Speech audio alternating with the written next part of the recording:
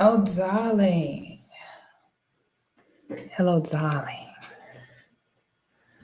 Come on in. Don't be shy. Come on in, darling. I do want to thank you all for being here this afternoon. Could have been anywhere in the world, but you're here with me, darling, and I don't take that for granted. Darling, be a doll, would you? And like the video on the way in. Be a doll, would you? And subscribe to the channel on your way in. What are you doing? Why are you not subscribed? Why are you not a part of the Goddis Gang? I truly cannot understand. Why would you not be doing that? My God. Come on in. Come on in. Don't be shy. I don't bite. I don't bite. We have a great show today. I've been wanting to do this for a while and kind of speak on this. I've had a lot of people ask me about this subject. There's a lot of confusion, a lot of questions about it, so I want to go ahead and let's just talk about it. Let's just talk about this. Let's really talk about it. I'm going to kind of speak my piece a little bit. After I speak my piece, I'm going to give time for people to come up and kind of give their commentary or ask questions or add to the conversation. Let me pin this comment. Ladies, get into today's makeup look, Get into today's makeup, get into it. If you watch my streams, if you enjoy, my different makeup looks and hairstyles, I really encourage you to join my Patreon. The Patreons with the Patreonas.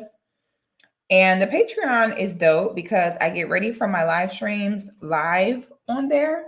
So I, show the products that I use. Let me pin this comment. I show the products that I use and, the processes that I use for my makeup and everything. So I thoroughly encourage you to join. It's patreon.com/sixofgoddess. It should be in the description box for you. We have different activities that we do. Like, for example, tonight is movie night.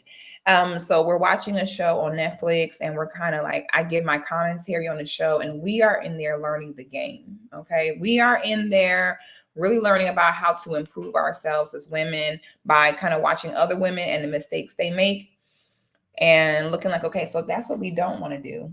All right. So that's what we don't want to happen. So I give my commentary. We laugh. We have a good time. So we do have movie night tonight. So today would be a good day to join, ladies. We're at the top of the month. Have a good time. We have a ball. Okay.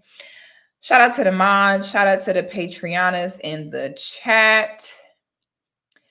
Thank you so much, Lucky Marie. Lucky Marie starts the show off with a super chat. She says 6. Thank you, sis. I appreciate you. My love says, I finally got the Alpha Juice 6. I loved it. Period. I see that now you are a believer. It is so many people that be sleep on alpha juice. They be like, wait a minute. Like, this juice is really good for real. I be like, do y'all think I'm gonna be sitting here drinking this stuff and it's not good? You know what I'm saying? Like, clearly I am.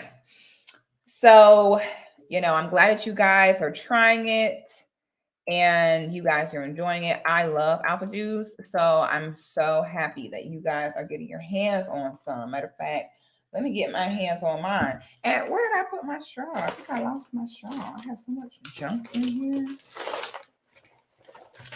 I lost my straw. Oh, I see it. It fell on the floor. Not my straw. Ooh, not my straw falling on the floor. Let me grab another straw real quick because I got to be able to wet my whistle. I can't be over here. Just give me one moment, darling. I won't be gone long, darling. I won't keep you waiting long, darling.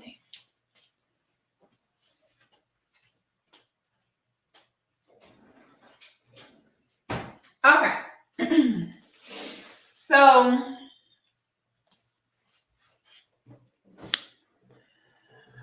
oh, darling, I know you guys see. Do you see the skin glowing? Do you see the hair flourishing? Do you see it? I don't know if you see it or not. Let you get a better look. Do you see it?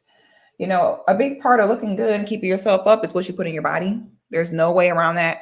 I think present day we are very conditioned to like want to buy a waist shaper or a pill or a some type of supplement to like make us just lose weight or a tea. And it's like it doesn't work like that. You know, a big part of your overall well-being and health and wellness is what you put into your body. You need fresh, organic fruits and vegetables. There's no way around this. Now, if you're like me, I struggle to consume raw fruits and vegetables because I don't like cold food. Like I prefer a hot meal.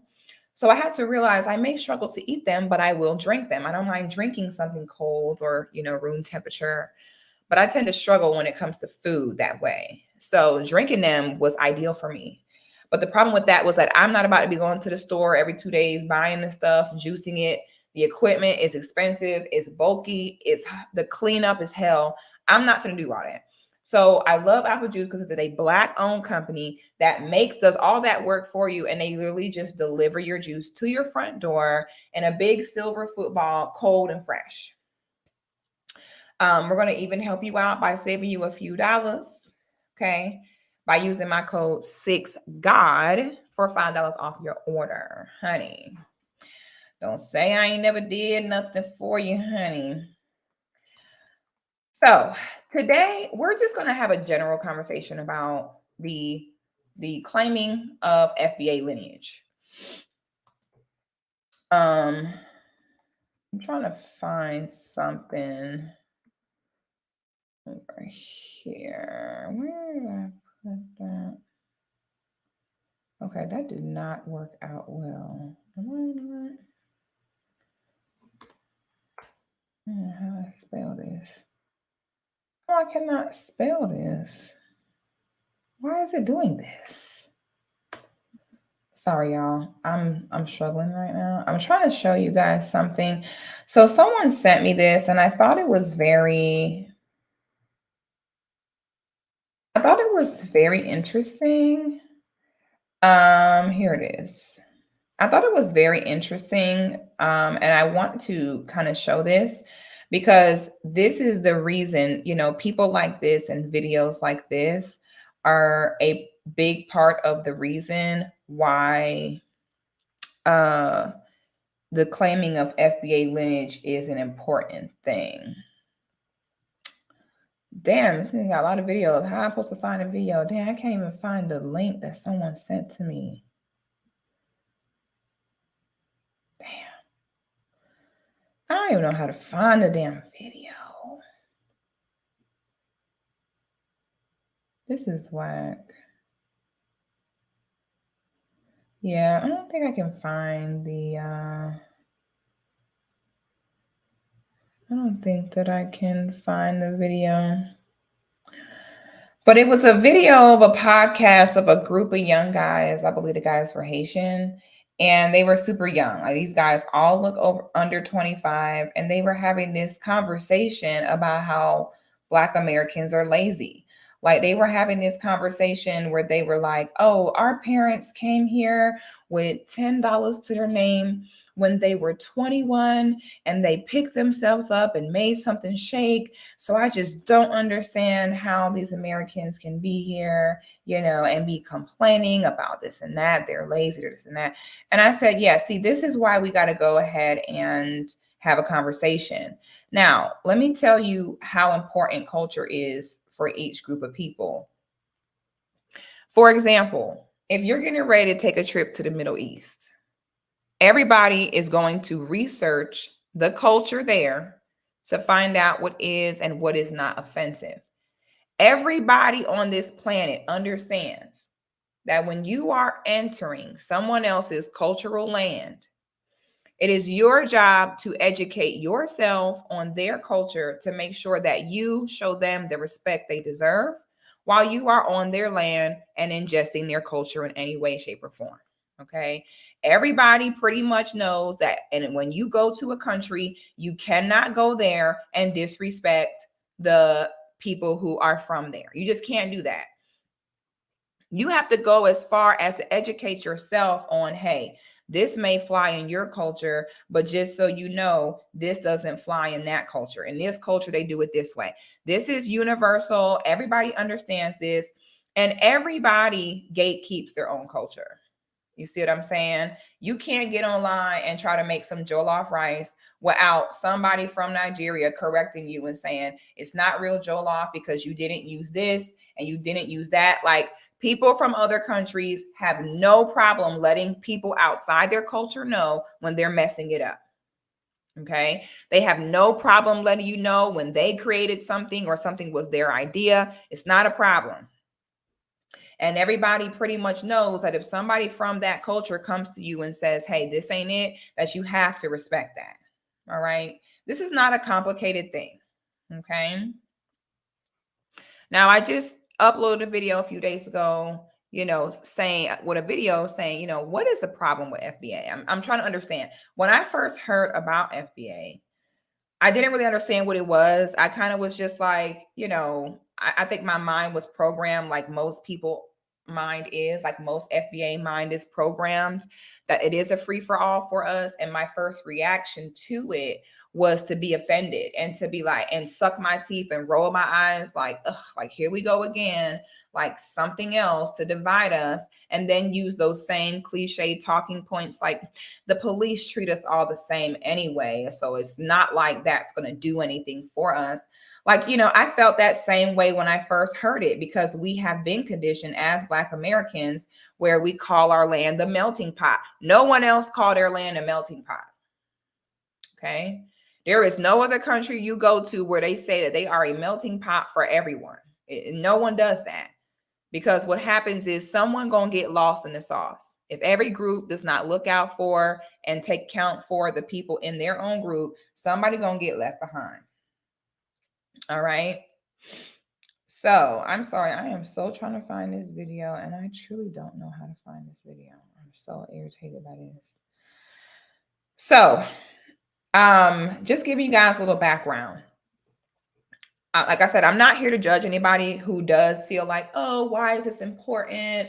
That the police treat us the same. I don't really blame anybody who feels that way, because I understand that you're programmed for that to be your first thought. People in general are programmed. Like, if you're a giving person and you're always giving and giving to others, the takers, the day where you say, I'm not giving anymore, the taker will always find a way to make you be the bad guy and get upset. Because the way humans are designed is we teach people how to treat us. People will only treat you as good as you demand. And I think what happens is, by us putting spells on ourselves, by calling our land, the melting pot, and giving it this open season that anyone can come reap the benefits from here, and then put us down in the process, we have allowed that for too long. And now that we are coming forward and we're saying, wait a minute. This is not working out. Think about in any relationship. What happens if in a relationship you're giving your all to someone and you come to that person and you say, hey, I just don't feel like I don't feel like you're valuing me. I don't feel like you're giving to me what I give to you. I don't feel like I'm being treated right. This is off balance. Most people are not going to hear that and say, you know what? You're right. I've been a terrible partner and I have been breadcrumbing you and not doing the best I could. You're right. You do more for me than I do for you. And I should go ahead and step up and reciprocate. How many times have y'all really seen that happen? What's going to happen? The person's going to say that you're overreacting. They're going to gaslight you. They're going to say, why is this only a problem? They're going to try to make it seem like they really did do something for you, even if they did not. Like, they're going to get offended that you are deciding, like, you've been letting me take and take from you. You've been letting this relationship be one-sided for this long. Why all of a sudden are you now coming to me expecting something back? That's how it's going to go in any relationship. Honestly, that's kind of just how humans are. Again, people in general need boundaries. In general, people need you to let them know how far they can go. Okay. Muhammad, what's going on in the chat? Listen, we are talking about FBA. We're not talking about Tariq. I don't know why y'all are so obsessed with him, but it's kind of weird. Okay, like, y'all are low-key obsessed with him, and it's strange. And I don't know what else to say, because the man has said 1,000 times, like, he's not the face of FBA. Like, he's not the, leader or whatever. So I don't know how we're trying to have a productive conversation about FBA and y'all are like, Tariq. Like, can we not? You know? And I want to say this as well. I am here to show grace. Because I also understand most of the people that have an issue with that will be indoctrinated. When your mind is indoctrinated, it's programmed to need a leader or a spokesperson for everything. An indoctrinated mind is not self-leading. It will always look to a specific person or figure to follow behind.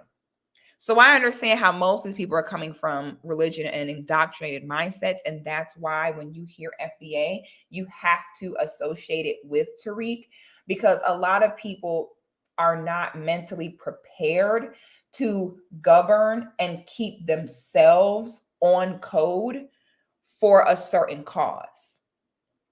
Most people need someone to say, if you don't do this, you will burn in hell. If you don't, most people need very specific instructions, like very specific, like, okay, what are we all supposed to do as a group? A lot of people don't know how to self-govern. So I can see how it's normal for people to, hear this concept and immediately be like, well, Tariq, I don't know what to tell you. Okay. I'm not here to choose sides. I'm not here to co-sign anybody. I'm not here to say that this or that is better than the other. I'm simply here to just speak on what makes sense and what really makes sense to me. Okay. So let's please keep the chat respectful. Let's not bring up people that have nothing to do with this. You know what I'm saying? You got to stop making people the face and leader of things that they didn't ask to be, because what y'all do is y'all put people on these pedestals just to have the power to bring them down. And y'all won't do that here. Y'all idealize people and become obsessed with people, and you put these expectations on people, and then you get mad and hold them accountable because they're not holding up to what you signed them up for. They didn't agree to that. And someone can tell you, I'm not this, and y'all will still try to make them be that. Then be mad. Stop being so controlling. Let people be who they are. And somebody say, I'm not the leader of this, leave them alone. Worry about yourself. Govern yourself. Thank you so much for the super chat, my good sister Nika. I love you, sister. You are so amazing. And I appreciate you supporting me. That's what the sisterhood is about. That's what it's all about. I'm so here for it. All right. So I'm glad we got that out of the way so that we can kind of move on and talk about this for real without being obsessed with one specific person. It's getting weird. Like, y'all gotta stop that. Now, I want to ask this question because I'm gonna speak on, okay, let me first say this. For those of you who don't know, what is FBA? In short, FBA stands for Foundational Black American.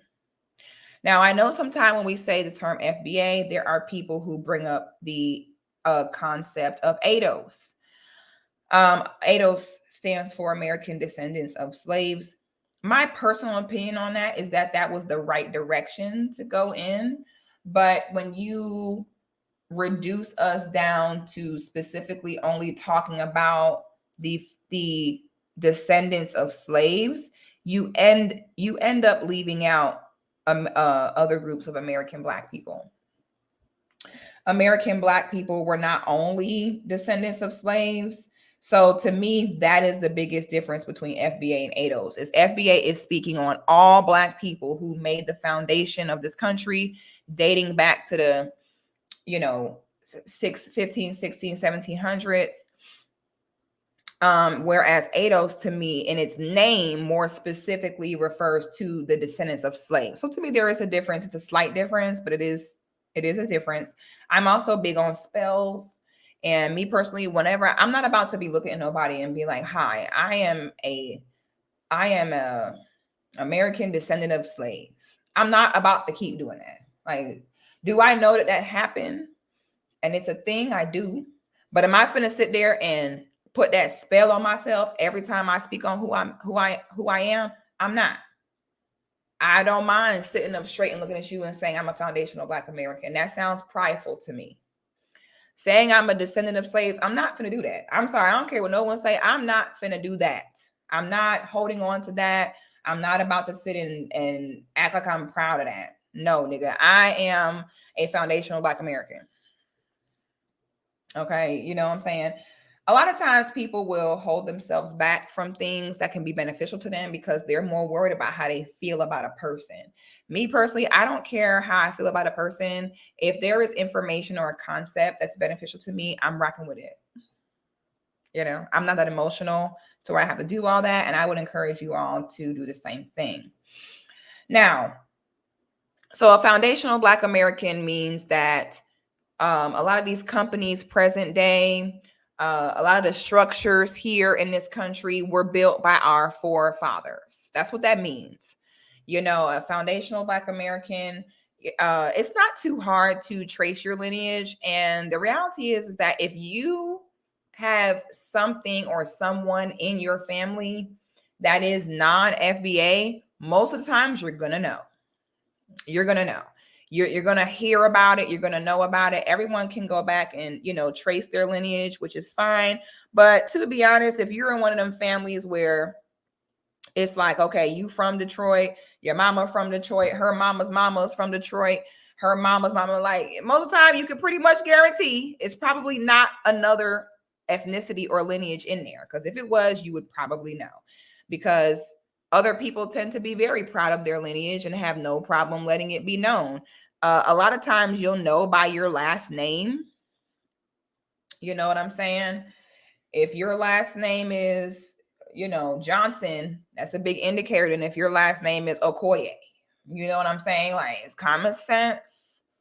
All right. Unfortunately, a lot of Black people don't even know their lineage past their grandparents and maybe great grandparents. So it does take some footwork if you want to trace things back to verify how FBA you are.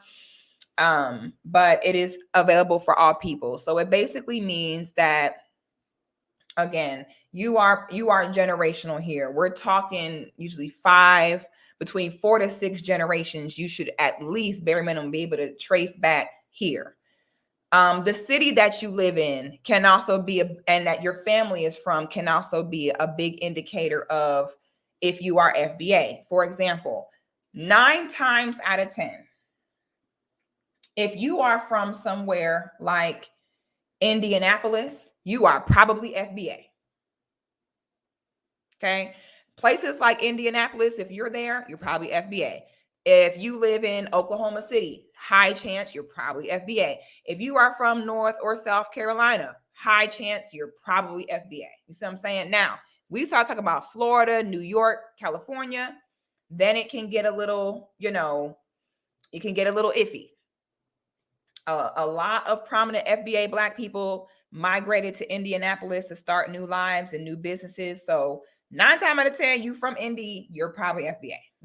You don't see a very high, you know, African presence or island presence there. It's mostly foundational Black Americans. So the city that your family is from can make a big difference as well. Okay. So it's up to you to kind of trace that yourself. Now, what is going on here? What is going on in the chat? What is going on, y'all? Can somebody give me a quick, like, what is going on? So, and no, we're here to have a conversation. So it says FBA is not the only Black that built America. So level up in your femininity. You know, could you either put in the chat, so who were the other people? Like, did Jamaicans come do it? You know, like, kind of let me know what you mean by that, and let's have the conversation. Also, in a little bit, I am going to put the link up so that we can come in and we're having respectful dialogue. Okay. Now, let me say this too. A big part of FBA culture is we always ask somebody, where you from? Okay. If you got a problem with the question of where you're from, this is not the stream for you. Okay. You're in this country. We're going by our rules. Where you from is a question that we always ask. We ask where you from. We'll ask where your people from. And we'll proudly tell you, I'm from Florida. I'm from Philly. I'm from New York. We do that. Okay. So I'm letting you know now, whoever does want to come up to speak, I'm going to ask you where you're from. I'm going to ask you where your family is from. Okay. Now, if that is top secret to you, then don't come on here. Okay. I'm gonna also let that be known as well. Y'all be wanting to be here, and then y'all don't want to join in on the culture. Where you from? Where your people from? That's what we do. Okay. So don't come on here. If you ashamed of where you from, that's fine, but don't come on this stream because I am finna ask. And that's what it is. So I know how some of y'all get when y'all get ready to speak on something that you know deep down you can't speak on, so you want to hide where you from. We're not doing that on this stream. The first thing I'm going to ask you is, where is you from? And don't try to lie, because I know accents. I know how to tell most of the time where somebody from by their voice. So don't come in here with the bullshit. I'm just putting a disclaimer in there now because I know how y'all get. Okay. It will be a respectful conversation today. I'm not going to play with y'all at all. Now, y'all don't know I'm from Florida. So when I was growing up in Florida, there is a lot of Caribbean and African influence. A lot. The Caribbean African population in Florida, I feel like, if I'm just looking at from what I've seen, that it pretty much outnumbers FBA Black people in Florida. Florida is pretty much entirely Jamaicans, Haitians, and Nigerians. I shit you not. Literally, like when I moved to Atlanta, I love Jamaican food. So I would be trying to find Jamaican food. And it was like a few restaurants every few miles. Like I have to drive a good 20 minutes to get to the closest Jamaican restaurant to me. I saw two of them that were close by me. They both have closed down the past year. And I'm like, this is so weird, because coming from Orlando, it's a Jamaican restaurant in every corner. Like every plaza you go in, somewhere in that plaza is a Jamaican restaurant. It's a Haitian restaurant, like period. Haitian food is my favorite food of the Caribbean. Honey, I will sign up for me some black rice so fast. It's not even funny. Okay. So down there, growing up around mostly not FBA, I was even more so kind of blind to the concept of myself having a culture. And the reason being is because, the Jamaicans, the Haitians, or whoever, they have no problem kind of running around waving their flags. They have carnivals, festivals. Growing up, I truly admired that. I used to always see that and be like, wow, like I wish I had a culture. Because for so long, we've kind of been groomed to believe that we don't have one. Like all we heard for so long is, oh, Black Americans don't have a culture. And people tried to tell us that our culture was Future and Migos. And for so long, we thought, man, we don't have a culture. And the little bit of culture we do have is inappropriate. Then I realized the Migos and Future is not our culture in any way, shape, or form. Okay. The truth is, we have a lot in our culture. I'm still looking for this video, but I'm about to give up because clearly I can't find it. Now, some of the things, so let me tell y'all this. This was so funny. So my niece from Detroit, okay? And one day she was down here in Atlanta coming to visit, and I went and we were hanging out, and it was her, and she had some of her friends from Detroit with her, right? And I don't remember what song came on. I wish I could remember the song so bad. I don't remember what song it was, but this was the funniest thing I ever saw. All the people from Detroit, when this song came on, it was like the call of the Avengers. Like the song come on, everyone is like stopping what they're doing, like, and everyone stops what they're doing, gets up, they all get into like a line, and they start ballroom stepping. In sync, perfectly, each step like a line of robots dancing to the song. And so they sitting there. So I'm standing there like, what just happened? Why did y'all just unite like the Thanos rings? Why the fuck did y'all just unite like the damn Avengers? What am I witnessing right now? And my niece is like, what? Doing all the steps. She's like, what's the problem? Like, what you mean? And I'm like, how do y'all all know this? How How do you all do this? Is this a thing? Like, people from Detroit, help me out. Like, do you guys come out the womb, ballroom stepping? Because how do you all, what age is it? People from Detroit, please help me. It was not the Cupid Shuffle. It was some type of stepping. I don't know the song, and they was all doing it. People from Detroit, help me understand this. Is this a part of y'all's upbringing? Like, when y'all turn like 3 years old, do your parents take you to step daycare instead of regular daycare? How do you all know this? I was so freaking, they said they just call it step in. These were people from Detroit. I don't know if Detroit different. Y'all, FBA family, please help me out. If you are Chicago, Detroit, help me understand, because I was confused. Okay, Marianne says at age 8. Wow. He said we practice. There are so many hustles depending on the song.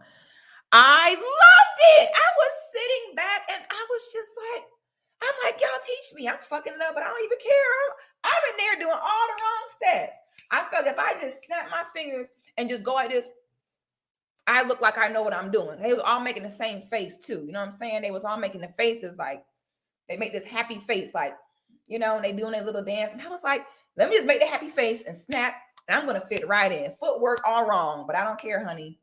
Honey, I went to hold a hand, spinning people around, honey. I don't know what I'm doing, baby, but I'm fitting right on in, honey. Let me just look like I know what I'm doing. Y'all ain't even gotta know. I was in there making the face like I knew what I was doing. Hey, fucking it all the way up, but that was okay. I had a great time. Okay. Wow. Century says, I'm from Detroit. Classes are taught at my job. Okay. Nikki say Detroit call it ballroom and Chicago call it step-in. I love that. Vanessa said as soon as you can walk. I believe that. I'm like, it must be that as soon as they are able to like stand up, they must start training for this. Because I could not believe how in sync everyone was. They were all, I was like, and you know, it takes stuff. It's so beautiful. Let me see if I can find a little bit of video for it so y'all can see. And so I just sat back and I'm looking and I'm like, once you kind of clear your mind out and accept the fact that you do have a culture and you do have a lineage, you then can't unsee it. You can't unsee at that point. Then you start seeing all kinds of examples of it. And then you're like, oh, okay. So that's what our culture is. So I'm going to show y'all, we're going to go through and look at a few different examples. We're going to look at a few different examples here of different FBA culture. Now, this is another main thing that I see people say. I see people say, what is the point of claiming this whole FBA lineage thing? What do we get out of it? Okay. And that's people's first reaction is, why is this lineage a big deal? What do we get out of it? But I ask you this, what does anyone who is proud of their lineage get out of it? So when you see the Haitians sac passe, not boule, waving their flag around, what do they get out of that? Is there a deposit that goes into Haitians' bank account once a month where they get a check for being proud of being Haitian? No. Is there a program going on for Nigerians that I don't know about where when they're proud of where they're from, y'all get a check?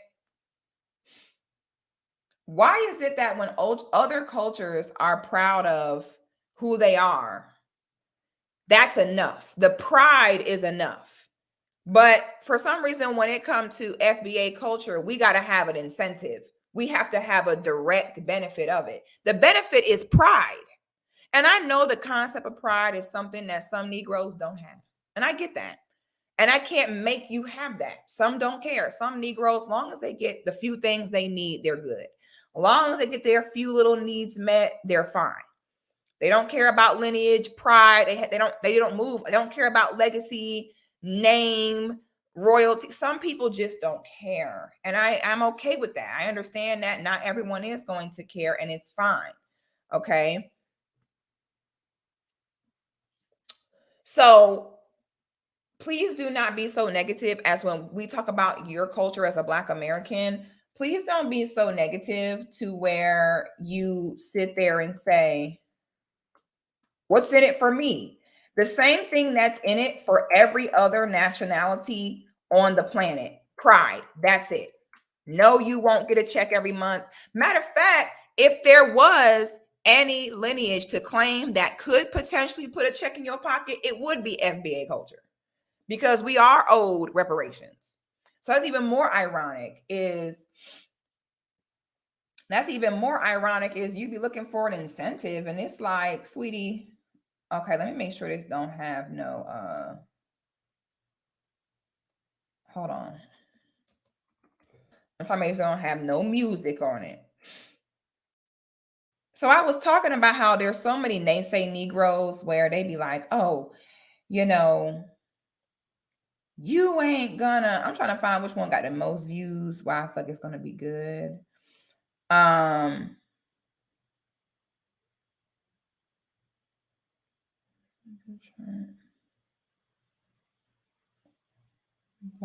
sorry, y'all. I'm trying to find. That's a beginner's class community center. Oh, this is older Black folks. Oh yeah.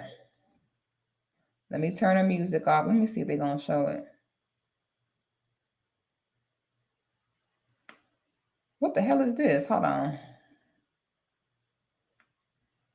Okay, I found it. I found some. So culture and lineage is important because again, pride is important to have. It's same with respect. You know, we all want respect. Is respect something tangible? No, but it's something that we all want. So understand that pride is a thing. When you see a group of, like, we talk about the young people here, like, oh, our young people, they're over here acting a fool. And it's like a part of keeping children healthy, a part of keeping a people healthy is people have to know where they come from. People have to have a culture with structure, rules, expectations in place. It gives you rites of passage. Culture and lineage keeps your life organized. When you teach Black American children they have no culture and that their culture is future, that's a problem. Instead, we need to sit here and if you're coming in here saying what is FBA, rewind and replay. We're not about to go backward. We already discussed that. Somebody want to chat, want to let them know. Your children need to be educated on what their culture is as foundational Black Americans, from the food, from the cornbread to the macaroni and cheese to the collard greens. They need to know the foods of their culture. And I don't understand this. Like, why is fufu and a goosey soup a cultural dish, but macaroni and cheese is not? You see what I'm saying? How is a Johnny cake from the VI culture, but sweet cornbread is not? You know what I'm saying? Like, you see how everybody try to take our culture and reduce it down like it's not a thing, but it is. And this is why we need this. You know, we're going to speak about something else, but first, we're going to just take a look into some examples of FBA culture.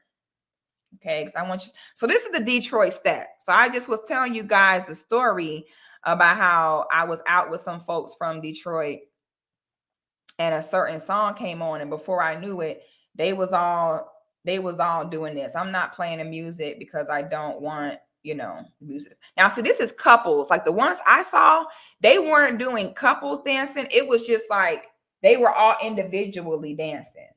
Okay. See, I think this is a class, so they kind of moving slow. I want to find one. Hold on, because now I really want to show y'all. I want to find one. People from Detroit, what I need to put in a search to find, like, what I call it when it's like a group people step in, but individually. You know what I'm saying? What I need to search. I want to show them. I want to show them. That's like a class they was filming. All this is lessons. I don't want to see no lesson. Ooh, let me see. Oh, this is a group of all people in all white. Let me show you this. This looks cute. I can't. I love this. We're going to take a look. No culture where? Someone said, Tamia ballroom hustle. Let me see. I'm so glad I got y'all to help me out. Teach us, honey. I'm finna learn to do this step, honey. I'm finna learn. Tamia ballroom hustle. Like Tamia, the singer Tamia.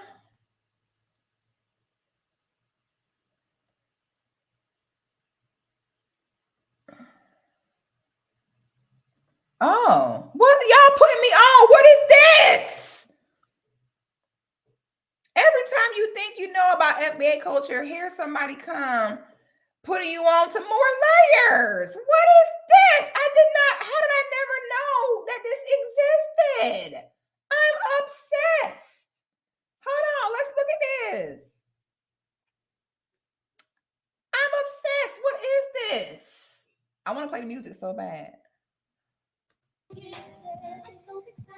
Oh, so y'all could do this to any song. So y'all could do this to any song. Hey, this how they was at the plays. They all got up and was doing all this twirling and shit. I was like, what the hell? I love this. I was like, this is amazing. Whose idea was this? I stand. Detroit Hustle Dance. Okay, let me look at that one. Honey, I stand. Oh, look at this one. Let me see. I see some old dudes in all white. I already know that they finna be killing it. Let me see. I love this. No culture where? No culture where? We don't know where. I just felt they're gonna kill it. Oh, hey,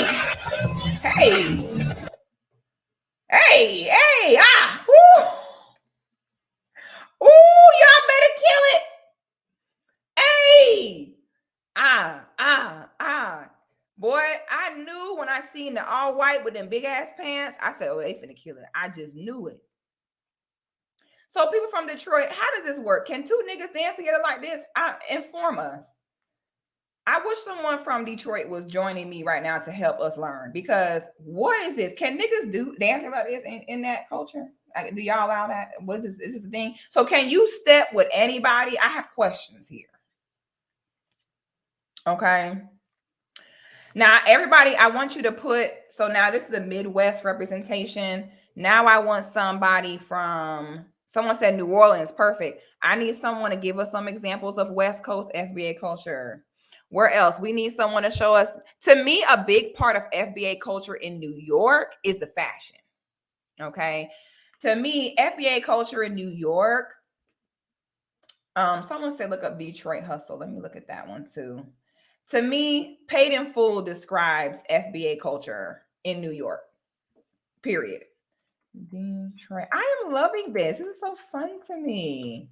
And this makes us realize how many people that we have, you know, from different places here. Okay. I'm trying to find a video that looked like the folks is finna kill it. Okay, so I guess y'all can do this dance to pretty much any song then. I did not know that. Oh, I kind of, these older folks, okay, I feel like they gonna kill it. Let's show them. Let's show them. Yeah, New Orleans, I'm sorry, New York is definitely the FBA culture. There is fashion. You think of paid in full is the perfect example of FBA culture. The gold chains, the furs, the boots. So to me, New York, there ain't much videos on FBA culture in New York area. To me, it's the fashion. That's just what it is. I'm gonna show y'all some FBA culture from Florida in a second. Y'all just hold on. I'm gonna show y'all how we get down in Florida. I'm gonna show y'all how that goes. But first, let's look at this Detroit hustle. I am so loving this. Let me expand this. I'm learning so many new things. Let me hear the music. Out, in, oh, they learning. Out, bring the leftover. Hold on, they learning. We don't want to see nobody learning. We want to see y'all doing it. Okay, let me try a different video. Oh, snap. Hold on. What are they doing? Yeah, see, most of these videos, like, why is they giving us tutorials? Like, we don't need a tutorial. Let's try this one. Okay, I think this one is it. Okay, I think I found it. Okay. Hey, let me hear music they playing. Hey. Hey.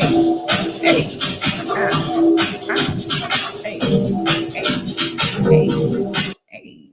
Ah. Get it. Get it. Get it. This what y'all talking about? Child, when I tell y'all I was tripping over my feet trying to do this, they little feet were moving so fast. I was tripping on myself, but I didn't care. As long as I kept my snapping and kept my face straight, it didn't matter. It did not matter if my feet was looking like happy feet. It did not matter. Okay, so I need y'all, people from New Orleans, y'all please tell us what is a part of FBA culture in New Orleans. I know the food for sure. Okay, we talking about the food for sure, beignets and gumbo and etouffee. Yes, honey. So we know the food, but y'all tell us, people from New Orleans, what is, yes, house music is FBA, go-go music. Okay, let's talk about go-go music from DC. That is FBA culture. Come on, baby. Stop playing with us, period. Bounce music. Okay, so a New Orleans person said New Orleans bounce. Let's look at this. I love, my favorite accent is people from New Orleans. Honey, I can listen. I don't care what somebody from New Orleans is saying. I don't care. What should I specifically be looking for a New Orleans bounce? Second line? Okay, let me see. New Orleans bounce. Second line. I could listen to someone from New Orleans talk all day, child. I don't care what y'all saying. I don't care. You could be reading me for filth and calling me everything but a child of God. But if you read me in that New Orleans accent, honey, you could talk to me any kind of way. This is me listening to someone from New Orleans talk. I love the way that people from New Orleans talk. My first time in New Orleans, I was shook.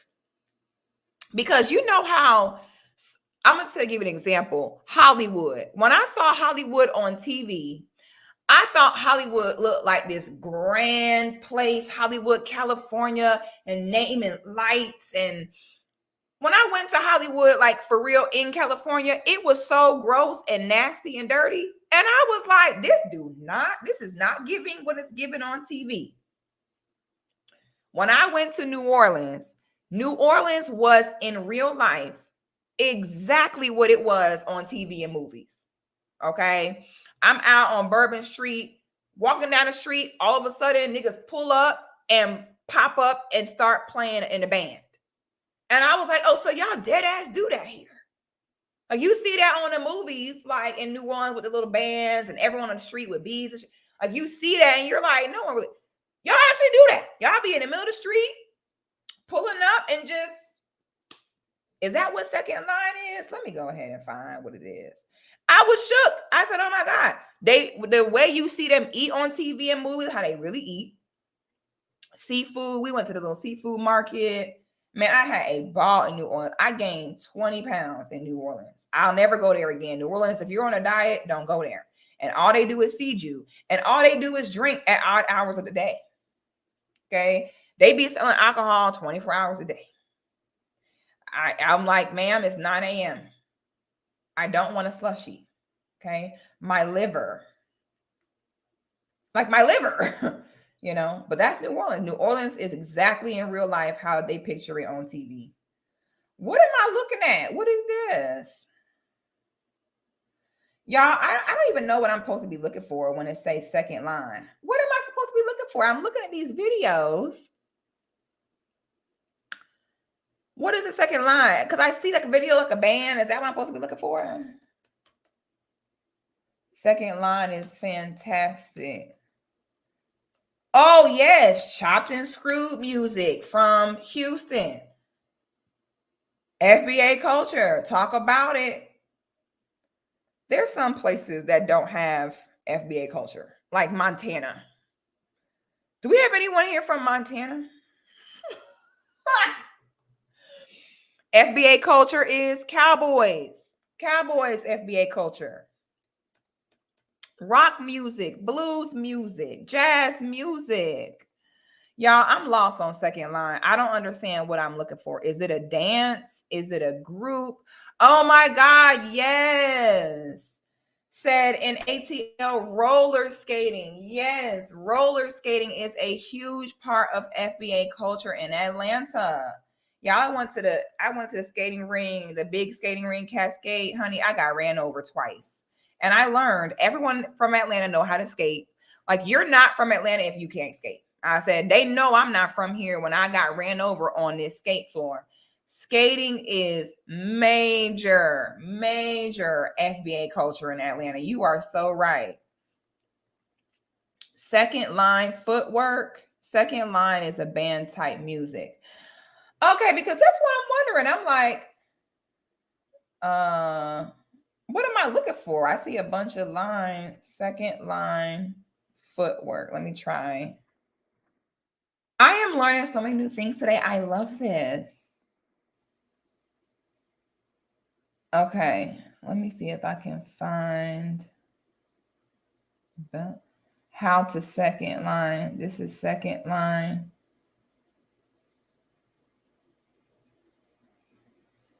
There's too many videos and they all like, I don't know what they're doing.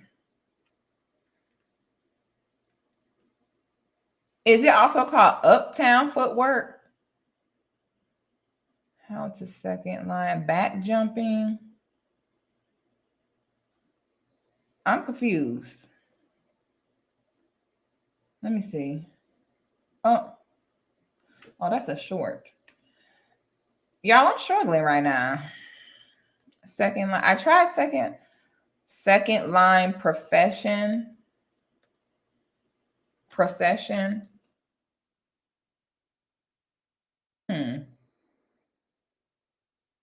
Okay, so second line is procession.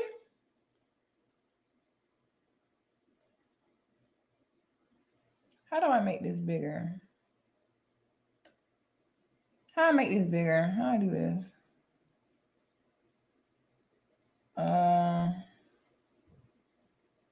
I think I found a little video of it, but it's like a short, and I can't figure out how I make this bigger. Let me see how I make this bigger. I love this. Just a typical day.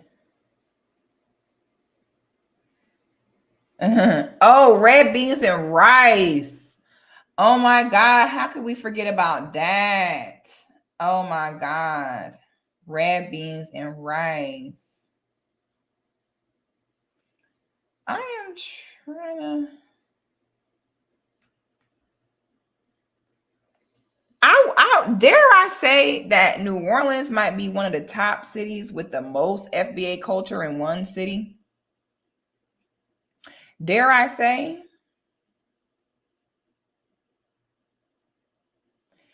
Dare I say that New Orleans has some of the most rich FBA culture there? Dare I say?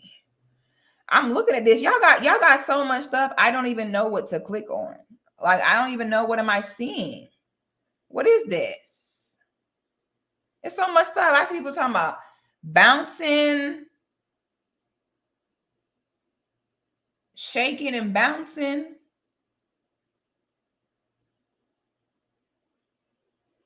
New step up with the leg work. Is this what I was looking at? I don't know why this will not show me the full screen. I don't know why it won't do that. I don't know. We just taking our time with this. Okay, let's check this out. Is this it? Oh, I think I finally found a video. Okay. I think I found one. Someone said potato salad without raisins. Stop it. Stop it right now. Y'all ain't right. Hey. Hey, oh, well, he just dropped down. Hey, woo, don't hurt yourself. Well, y'all got mega knees.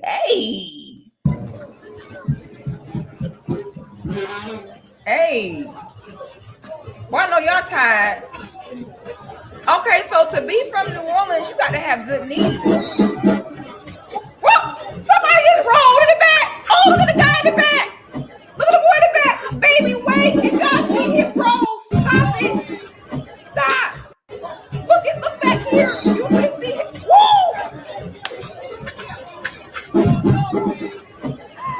My head, did he just roll like Sonic? He just rolled like Sonic. New Orleans. Somebody say, what's up, baby? Ooh, I love New Orleans, baby. I'm about to book a flight. Y'all finna make me want to go. I cannot do this. Okay, so we learned today that to be from New Orleans, you got to have a strong heart and strong knees. Because, baby, my knees hurt and my heart beating fast just watching that. Not him when he rolled on the ground. Oh, that was it for me. That man just sat there and rolled like Sonic, charge up. Like, not you rolling. I am weak. I love this. Baby, I am so here for this. Okay, I'm going to show y'all some Florida FBA culture. Hold on. I'm going to show y'all what it is. This is what you'll catch me doing. Okay, so now in Florida, we got a FBA culture called stick music. It's sticking and rolling and stuff like that. So basically you got to have good knees to be in Florida FBA culture too. Because pretty much when you could do something called like a ride, and a ride is where you pretty much get down in a squat and you do different things with your arms while you in the squat, and you kind of like popping in the squat. So you kind of like, you kind of like you in the squat. The lower the squat, the more fire your sticking and rolling is. The more fire your ride is. Okay. And then you got like the sticking and rolling where you kind of like pop it and roll it. You know what I'm saying? And kind of pop it and kind of roll it. Let me show y'all. Then you got when you finna get up there, you finna can't wang with it. Then if can't wang with it, come on, and I'm out somewhere, y'all, just get out my way and leave me alone. Okay. If we're ever out somewhere and you hear that so fresh, so clean, come on, get away from me. Don't talk to me. I'm finna can't wang because I can't wang no more, and leave me alone. And that's just what it is, So let me show y'all some of Florida FBA culture. This is what I grew up doing. And we was doing this the whole time and didn't even know that we are carrying on our FBA culture doing this. Okay, so here we go. Okay, hold on, y'all. I'm finna show y'all. I love this. I love this stream. I know a lot of people don't understand what's going on here, but I love this. Like, I love stuff like this. Okay. Let me show y'all this. I love this. Okay. This song, I'm gonna play a little bit of this song, not too much, but this song is like Florida FBA staple piece. Like when this song come on, everybody from Florida already know what's up when this song come on. Okay, hold on, I love this. So I'm gonna show y'all this. This is more of that bing type music, and I'm gonna show y'all more of the ride music later. But this is what we do when we out somewhere and everybody just kind of vibing out. I'm gonna play a little of music so y'all can hear the beat.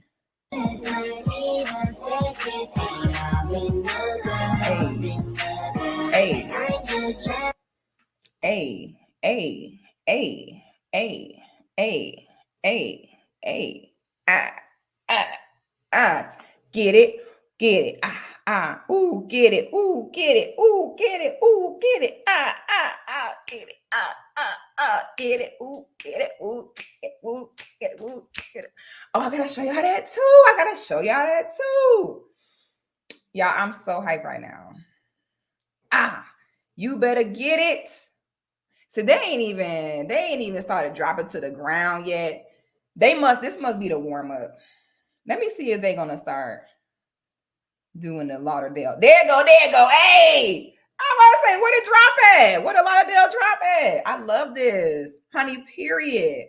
And normally when you're doing a drop, you do it with a partner. So the person kind of holds your hand and you kind of, drop and get up and get down. Boy, the way my knees set up, honey, I get down there, you're going to get a crane to get me back up. These are some young children with good knees still, okay? So I'm about to show you actually one of my friends from back in high school. I'm going to show y'all. Let me see. I know he still got some, I know he probably still got some videos up here probably. Let me see. So shout out to my brother Jamel. So Jamel has a company now called Top Secret Dance. And he pretty much goes around the country teaching Florida FBA culture as a workout. And so he kind of go around to different cities, teaching people how to ride, you know what I'm saying? And Jamel was a pioneer when it came to ride music in Central Florida. He had done so much for the culture there. But I don't see any more of his videos. Let me see. Is this it? Damn, that was so long ago. That was so long ago. I guess it's not even like. Anyway, but shout out to him. It's called Top Secret Dance Company. He goes to different states and different cities and doing different classes to show y'all how we Florida ride. So now I'm finna show y'all this. So now a big part of Florida FBA culture is FAMU. Okay, FAMU, Bethune-Cookman are the catalyst of FBA culture in Florida. Now the Strikers, the FAMU Strikers is a male dance team that are notorious for ride music, and they ride with no draws on, and the ladies go crazy and they slang they meat all over the place. And yeah, so let me show y'all the ride music. I'm gonna show y'all the men, then I'm gonna show y'all the women. But the Florida Strikers, I'm out the loop now, but back in the day, if you went to FAMU, you were the shit. If you were a striker, you were it. Like, this was it back in my day. Like, this is what I came up on. So the guys, they all come out. They got their matching outfits on. Play a little bit of it. Get it.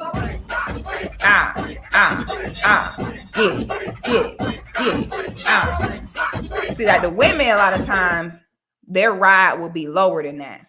Like, as a woman, you damn near want your ass hitting the ground for your ride to really be raw. Hey. Okay. So let me show y'all. The Wu-Tang. Whoop, whoop, whoop. Ooh, honey, y'all about to have me the nostalgia I'm experiencing right now. The nostalgia. Okay, so I'm finna show y'all this. I think they look like they know how to do it. Let me make sure they know how to do it before I show y'all. Y'all don't get on these videos embarrassing me. Okay, I need y'all to know what y'all doing. Oh, here we go. They got it. I can already tell how she went into that squat. Sis understands the assignment. I can already tell. I could tell by how she went and got into that squat, honey. Sis already knows the assignment. Period. Hold on. Let's go ahead.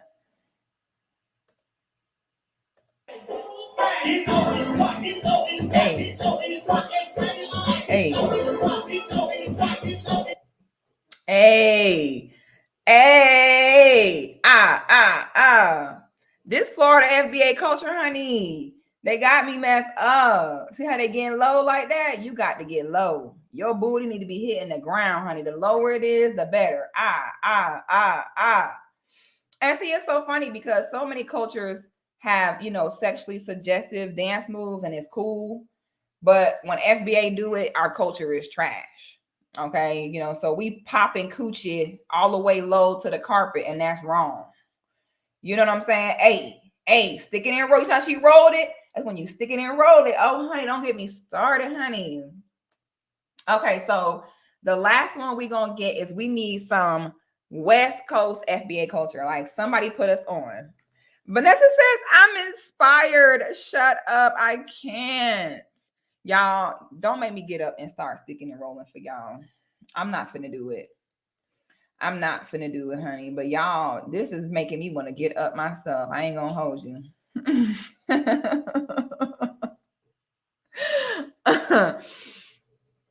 So now, West Coast FBA put us on. Put us on to FBA culture. I want to go straight to think about crip walking.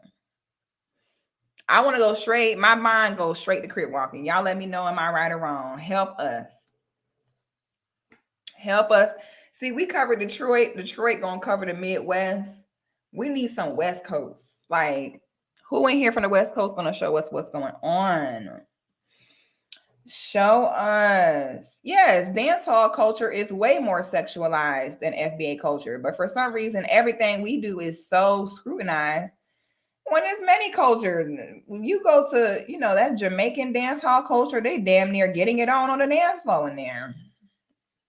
Oh, someone say crump is we do the seawall. Is crump music FBA West Coast culture? Someone say crump. I don't know if that's true. They have the squeeze in Cali, popping and locking. Is popping and locking West Coast FBA culture? I'm learning so many new things. Let me see. He said all that WWE dry humping. Oh my God. Stop it. Let me see. Somebody answer me. Is crump music West Coast FBA? Is crump dancing West Coast FBA culture? I don't know. Like now I'm over here like, is it? Oh, not my battery dying. Let's see. I'm gonna share my screen with you guys. I'm about to I have to change out my battery, but I want to get this video. Oh, y'all said it is. I didn't know that. I don't know. They saying it is. They saying that crump dancing is FBA West Coast culture. Who can confirm? I don't know. A few people say yes. Yeah, they saying it is from the West Coast. Okay.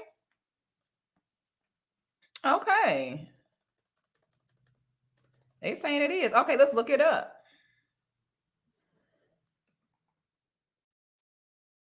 Let's see. I love this. This is so productive. Let's see. LAPD got served by crump dancers. What the hell? The hell is going? I remember they made a movie about crump. It was called Rise. And they made a whole movie about it. I remember that movie. I like that movie. Okay, I found me a little video. Hold on, y'all. I found a little video. I love this. Okay, so now we about to look at West Coast FBA culture. We looking at crump dancing. I love this. Let me see. Let's hear the music.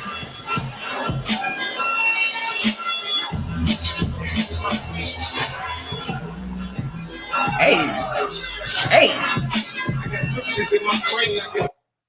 Woo, you better get it. Hey, get it. Woo, I'm tired just watching it, child. Y'all, I was today was today years old when I realized that crump dancing is from the West Coast. I was today years old, and I am so intrigued by this. And that's why, in my opinion, I look at the FBA culture as an unclaimed lineage. Imagine living your whole life thinking, imagine living your whole life thinking that you did not have a culture, and the whole time all this was going on. So if you're from Florida like me, like I said, most of the Black people in Florida are not FBA. Like all of my best friends growing up were all Jamaican. Like even when I cook now, I cook with such a Jamaican style. I got so much Scotch bonnet and browning seasoning in my cabinet, it make your head spin, because that's what I grew up on. I grew up with that type of cooking. So if you're from Florida, if you were not Jamaican or Haitian, they turned their nose up to you. People would ask you, like, what are you? They'll be like, what are you? And you'll be like, what do you mean, what am I? And they'll be like, what are you? Where are you from? And you'll be like, I'm from Pennsylvania, or I'm from Florida. You know what I'm saying? And then when they found out that you were not from an island, they would really kind of turn their nose up to you like, oh, like, okay, like, boring. You know what I'm saying? And so then when you have everybody around you saying that you don't have a culture and this, that, and the third, you internalize that. Okay. So I love this. All right. I got my battery. So now let's talk about this. Now, in the beginning of the stream, I spoke on how we cannot go into anybody else's culture, okay? We can't go to anyone else's culture. Let me also put the link here so y'all can start to come up. We cannot go into anyone else's culture. It doesn't matter if we work in law enforcement. Y'all remember when I got into it with a Jamaican cop, that he was trying to force me to talk to him. And I told him, I don't want to talk to you. And he forced a conversation on me. And do y'all remember how he said that since he had lived here for 10 years, and since he was a cop, that he should be able to come over here and discredit our generational experiences and tell us that there is no police brutality, and that they treat white people the same as they treat us. Do y'all remember when that happened? And I was like, wow, this is so disrespectful, because I could not move my Black American ass to Jamaica, live there for 10 years, get a job as a police officer, and then sit in the face of the people who've been there generationally and tell them that their experience is not really their experience. I was like, wow, how ignorant and arrogant of you to even think that you gonna sit here. Those of us who have been here, did that pin? Message pinned. Okay. So I just pinned the link for y'all if y'all want to come up. And I said, wow, I could never go to Jamaica. Even if I was born in Jamaica and lived there my whole life, I still could not go there. And I would never be allowed by the locals to sit and say that their generational experience is not an experience.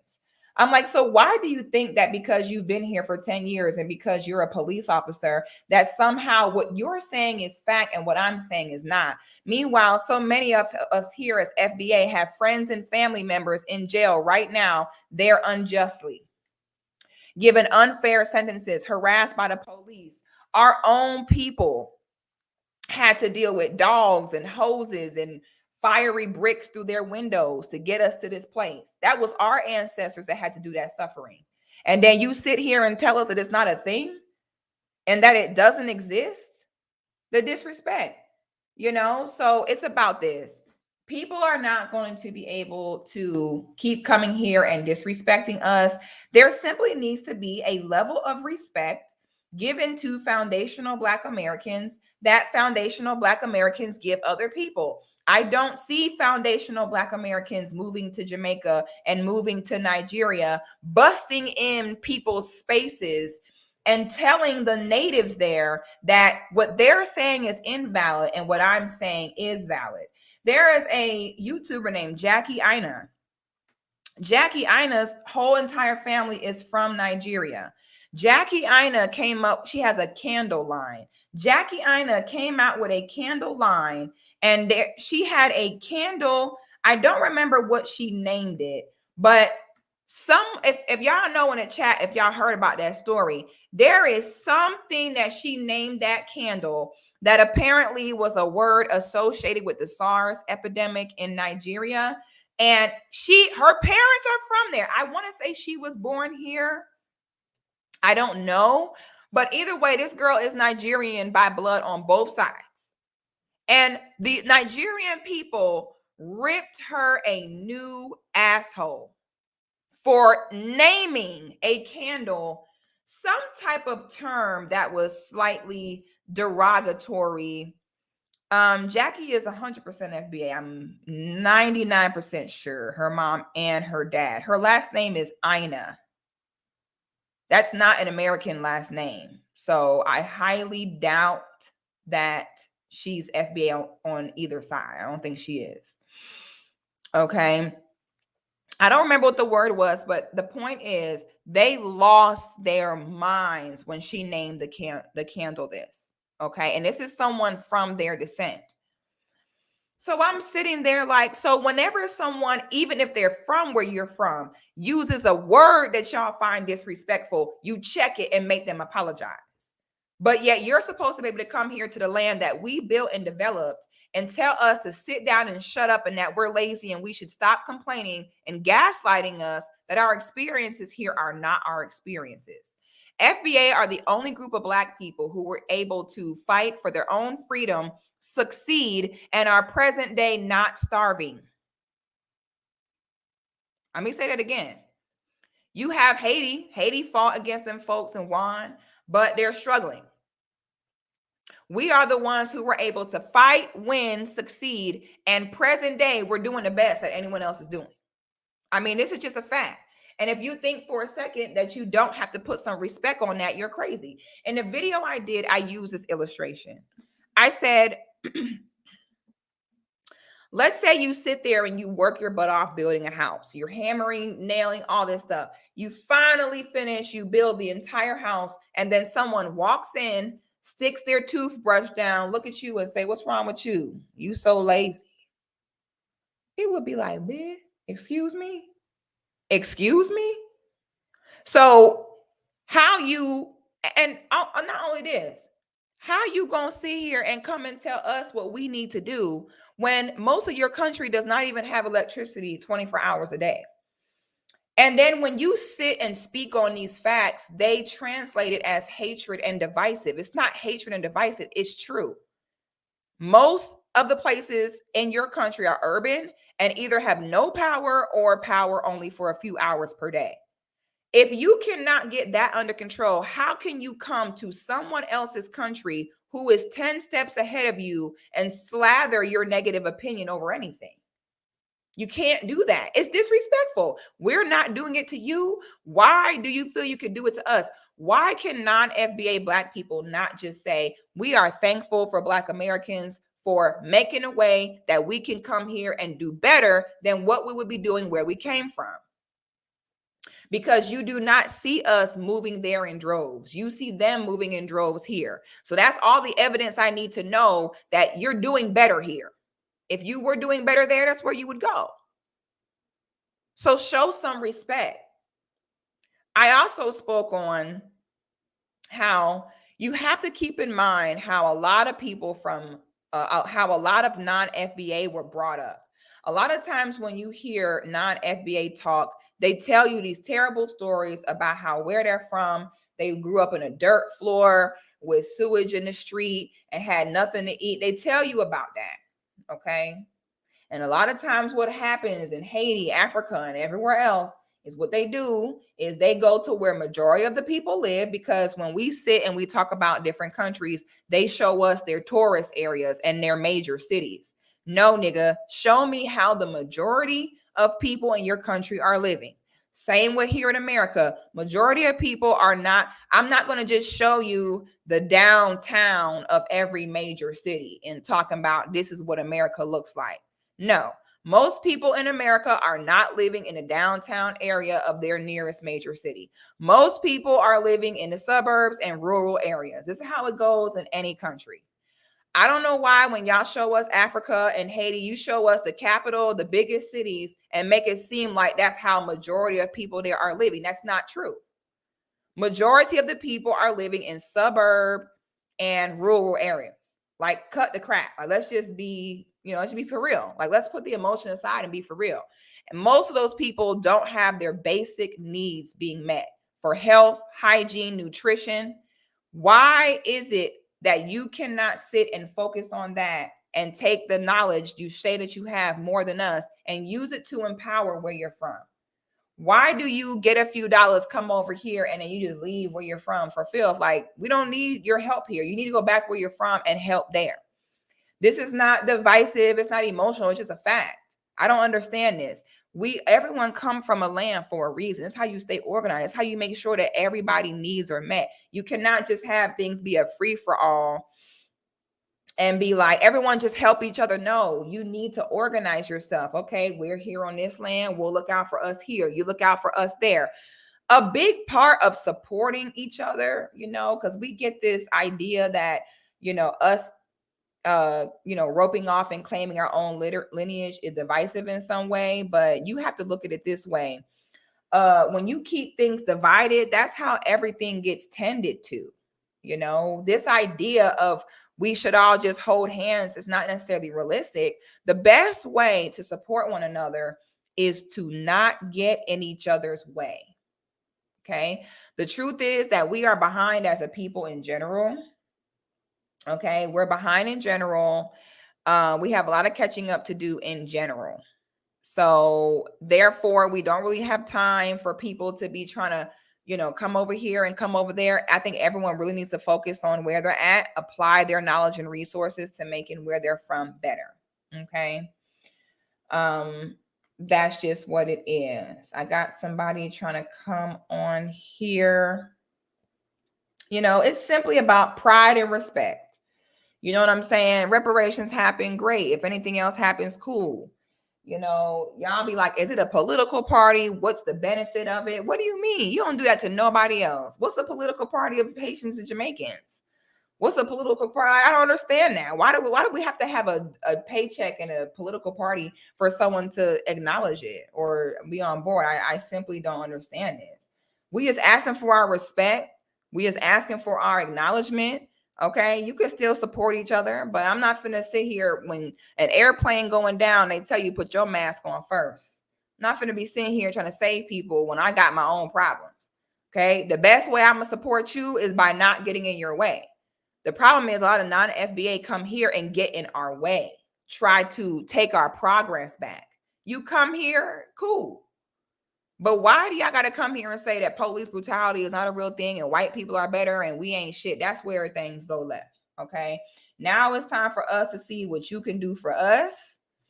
You know what I'm saying? You're going to put some respect. Y'all going to stop talking crazy. Like that one boy that sat there talking about how Harriet Tubman was a fat black woman who never did nothing for nobody. All that calling us lazy, all that stuff, it just has to stop.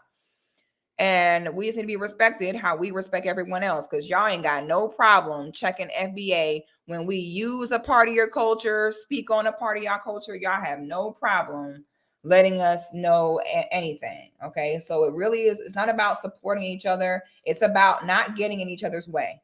I'm not about to go to Nigeria and help y'all do shit. But what I will do is I will not make it harder for you. I won't get on here and tell y'all that what you're experiencing is not really happening. Okay. I won't get on here and say that you shouldn't get what you want. That's the best support you can give to somebody. Okay. Yeah. Jay Philly says we've done enough. I mean, that's just the facts of what it is. It ain't nothing personal. It's just factual. Bex, how are you? You have something you want to add on the subject? Yeah. Actually, first, before I ask, I wanted to ask you, where'd you get your glasses? Because you look so good. Oh, it is from a website called Vogue Me. Vogue Me. Okay. It's like VOOGUE me. Okay. Thank you, sis. You're Let me welcome. win. So, do you want me to tell you where I'm from first before I give my? Yes. So tell us Okay. where you're from. So, I'm from a little bit outside of Toronto, if that makes Okay. sense. So So, where's and your family from? so maternally, my mom is born in Canada, and her Mm-hmm. parents came to from Jamaica to Canada in the 50s. And then my Okay. dad, his side is kind of more complicated because he's adopted, but Mm-hmm. he met his biological mom like right after he got married, and Mm-hmm. she's basically Afro-Canadian, which is kind of like you guys' long lost cousins.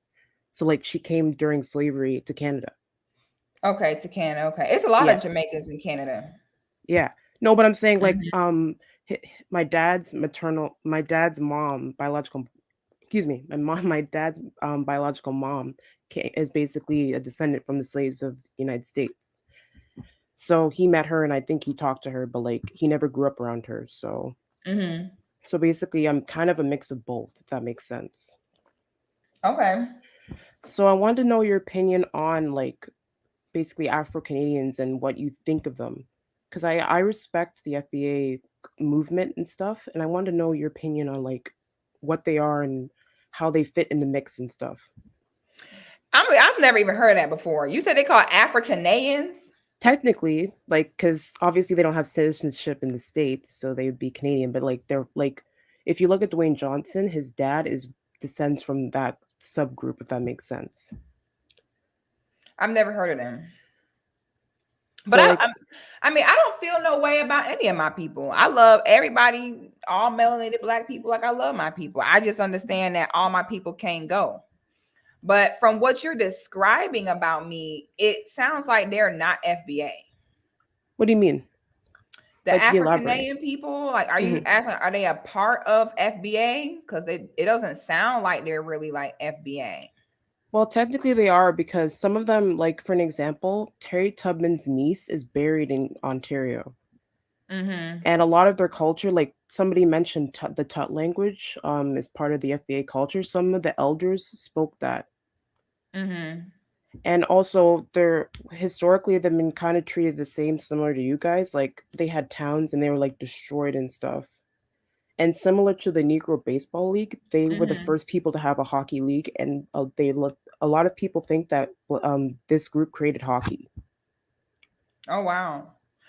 I really don't know how I feel about that because if you grew up in Canada, you didn't experience FBA culture. That's the only thing that might be confusing to me. I Okay. see some people saying, some escape to Canada, of course, but Canada is a very small minority black. Okay. And to me, to be FBA, you need to grow up in the culture.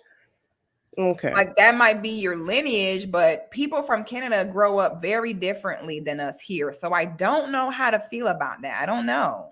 Okay. Because I haven't been to the big population where they are is Nova Scotia. I haven't been there yet because like I'm in college, so I can't really afford it right now. But like, Struggle. I know, right? So like, a lot of them say that like they feel closely tied to you guys and stuff. It's just that So because how they feel closely tied?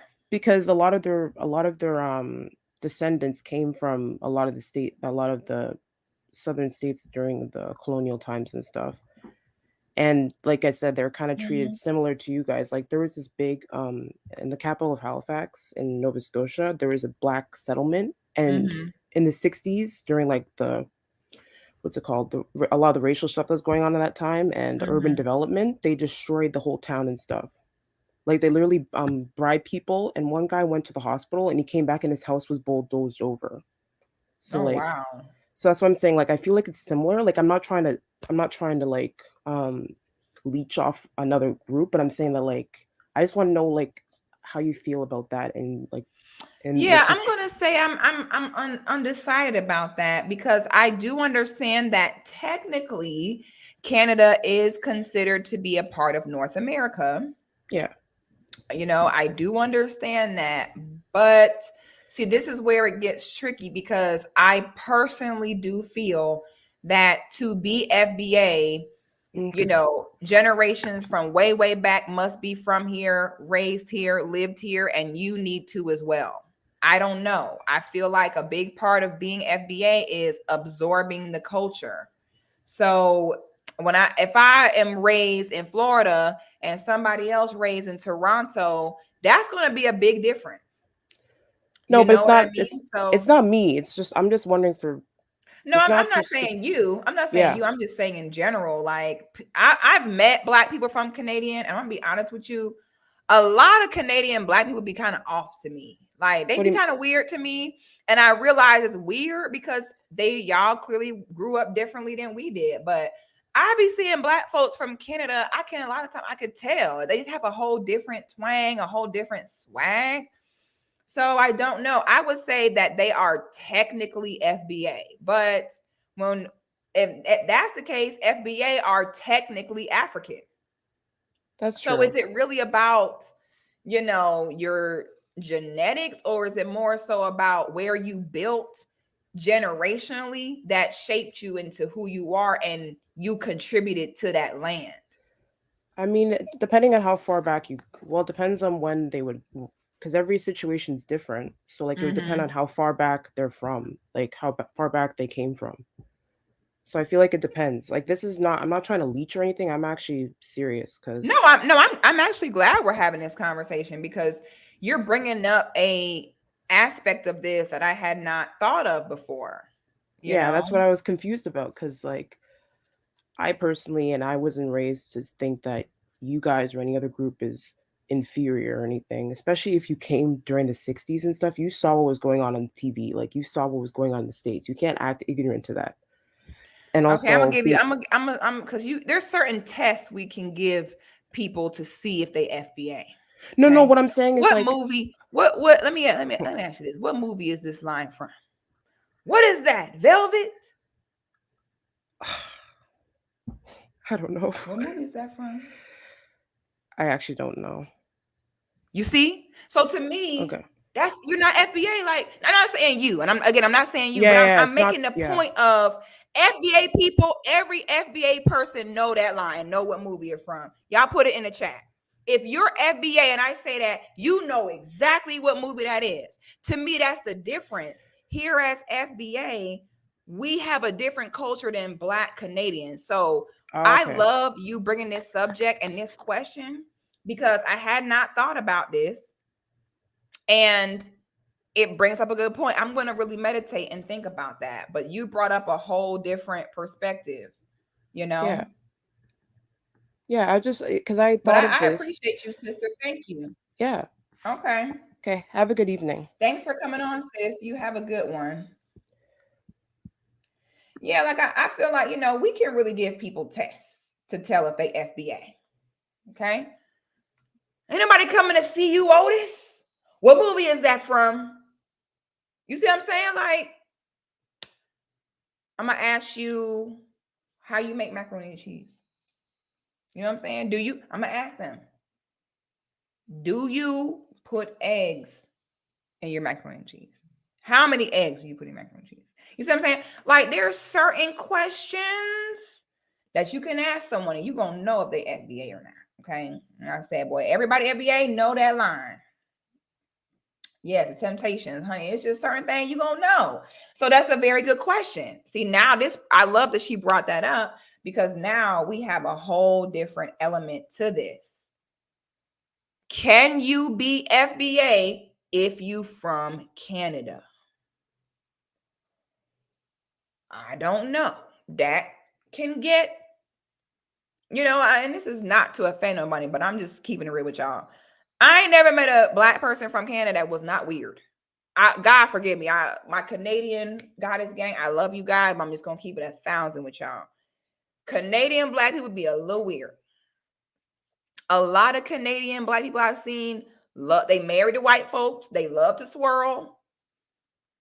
A lot of times I see them where they kind of trying to be like us, and you can see where they're trying to have FBA style, but it's slightly off rhythm.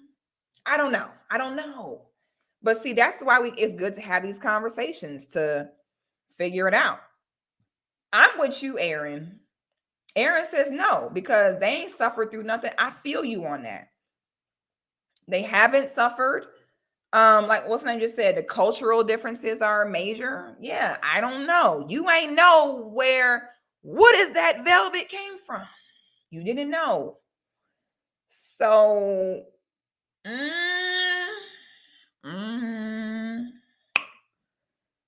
someone said they are a little weird. Yeah, that's what I'm saying. Am I the only one who noticed that? Like black people from Canada be a little off. They just be weird. I'm like, something about you just weird. And they hair, like a lot of the guys, like I ain't never really seen a Canadian man, black Canadian man with a fresh cut. You know what I mean? A fresh cut, fresh hairline. Like the hairline tells so much. The hairline tell you a lot about what you need to know. And I just be seeing, I don't know.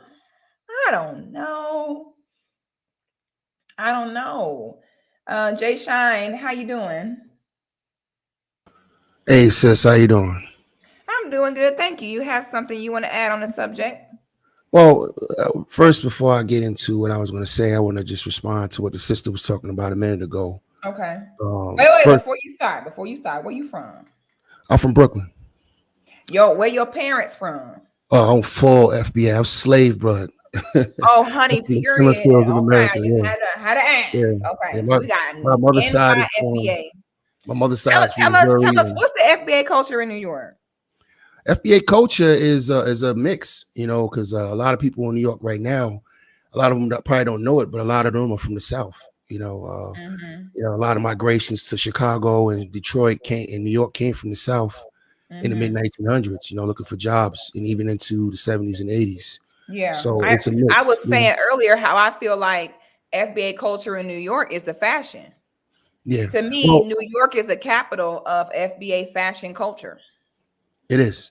Yeah. And and the reason why is because all the industries were there, especially in the 60s, 70s, and 80s, when all those industries started popping. The music industry, even if you was a funk band from the West Coast or R&B band from somewhere in the South, you had to come to the labels. All the labels were in New York, so New York had a heavy influence on the culture because that's basically where all the industries were. The fashion capital was there, the financial capital was there. So these are the reasons why we had such an impact. But as things spread out, everybody else started bubbling. I remember being in Atlanta in the 90s, going out for Freaknik as a teenager and watching Atlanta come up. You know what I mean? And, that was beautiful to see. I used to go to a spot back in like 97 called The Web. We used to go to Club Kai, and I used to see their culture bubbling up. But a lot of it was influenced by New York, and they should show us a lot of love. So watching them grow into their own thing was a beautiful thing. But this is a thing that's been going on with our culture for forever.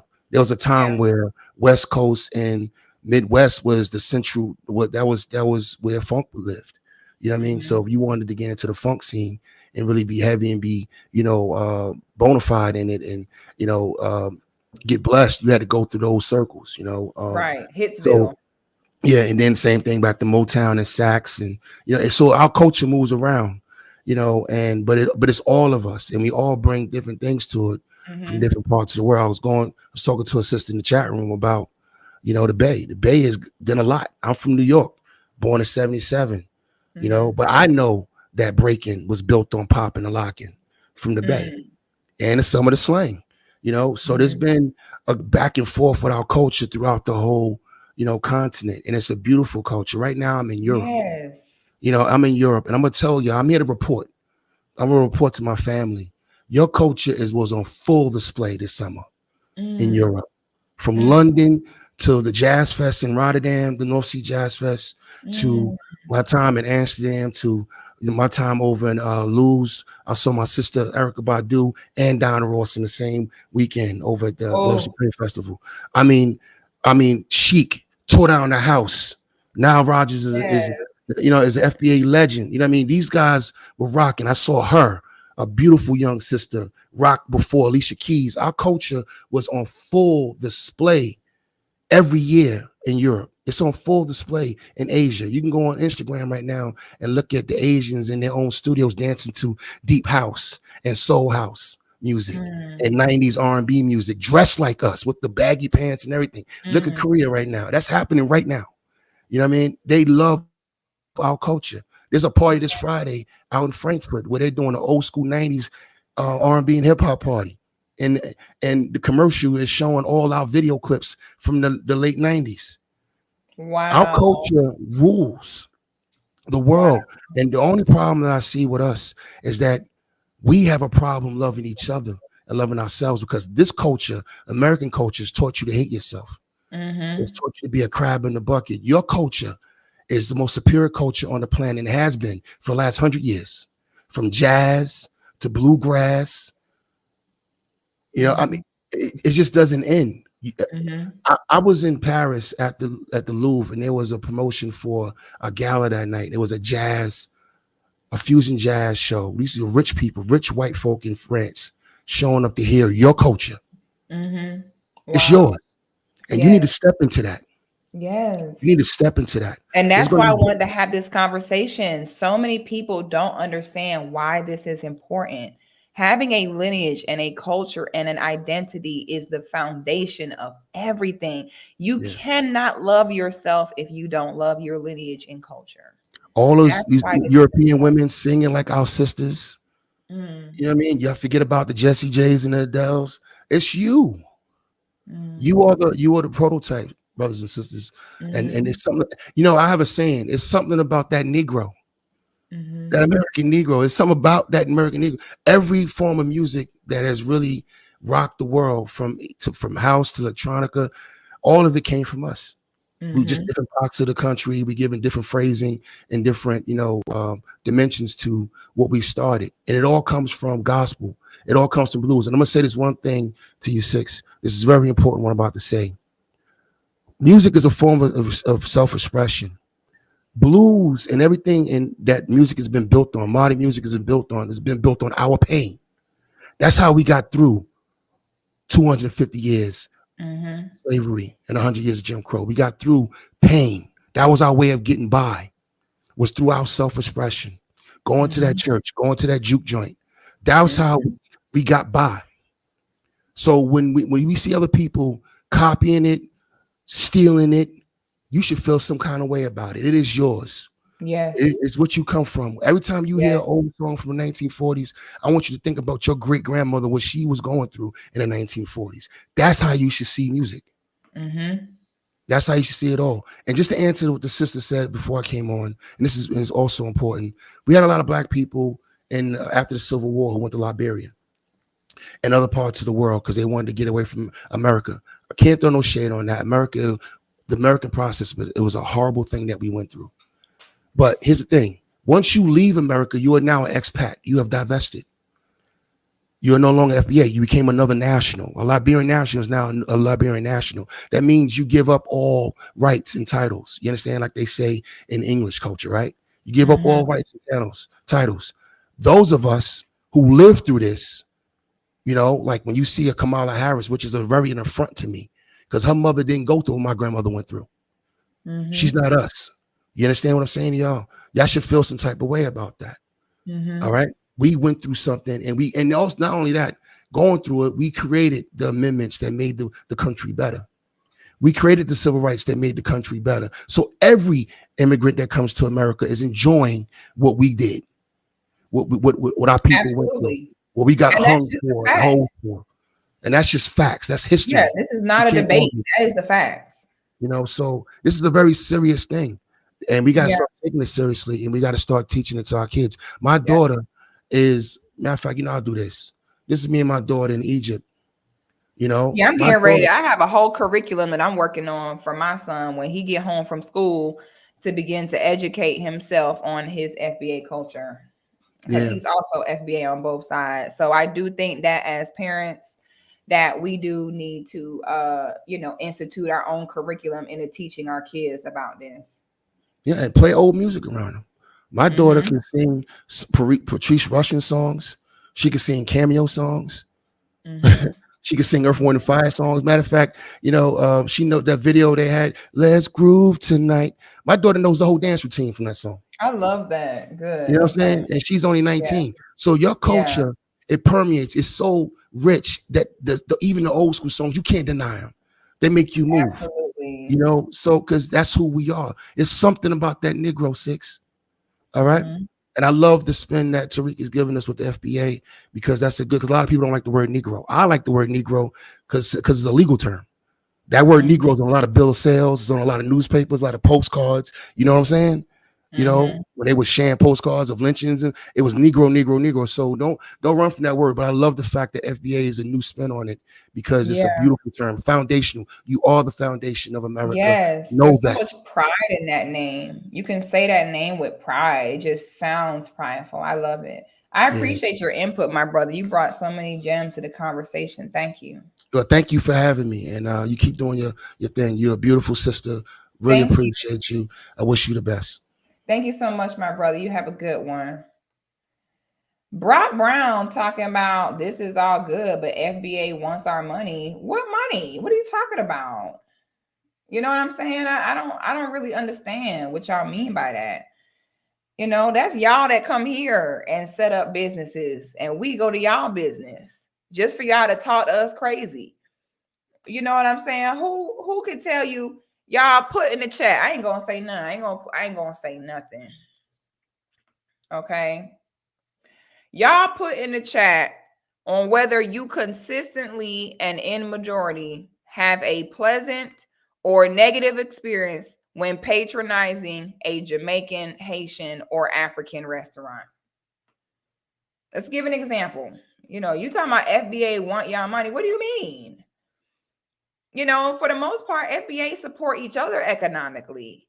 When I look at a lot of Jamaicans here, they do business with other Jamaicans.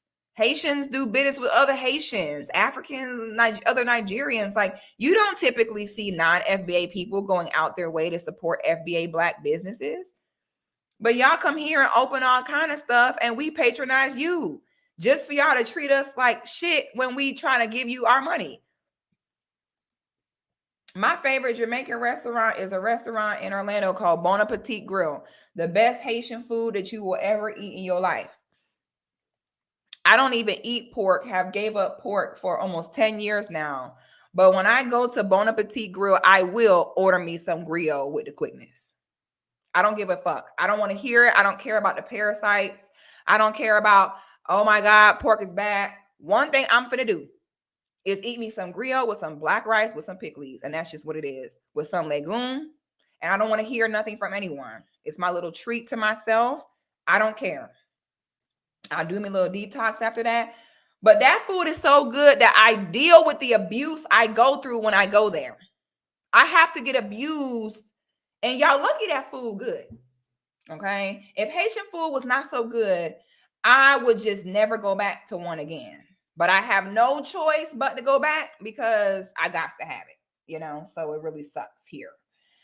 But you gonna get abused when you go get you a plate of Haitian food, Jamaican food, African food, go to the African restaurant. I'm like, bitch, I'm not African. I don't know what this shit is. I'm asking her questions like, what is this? Ugh. What do you mean, what is that? Look, let me show you. Look here. This right here, this is size, this the entree. What do you want?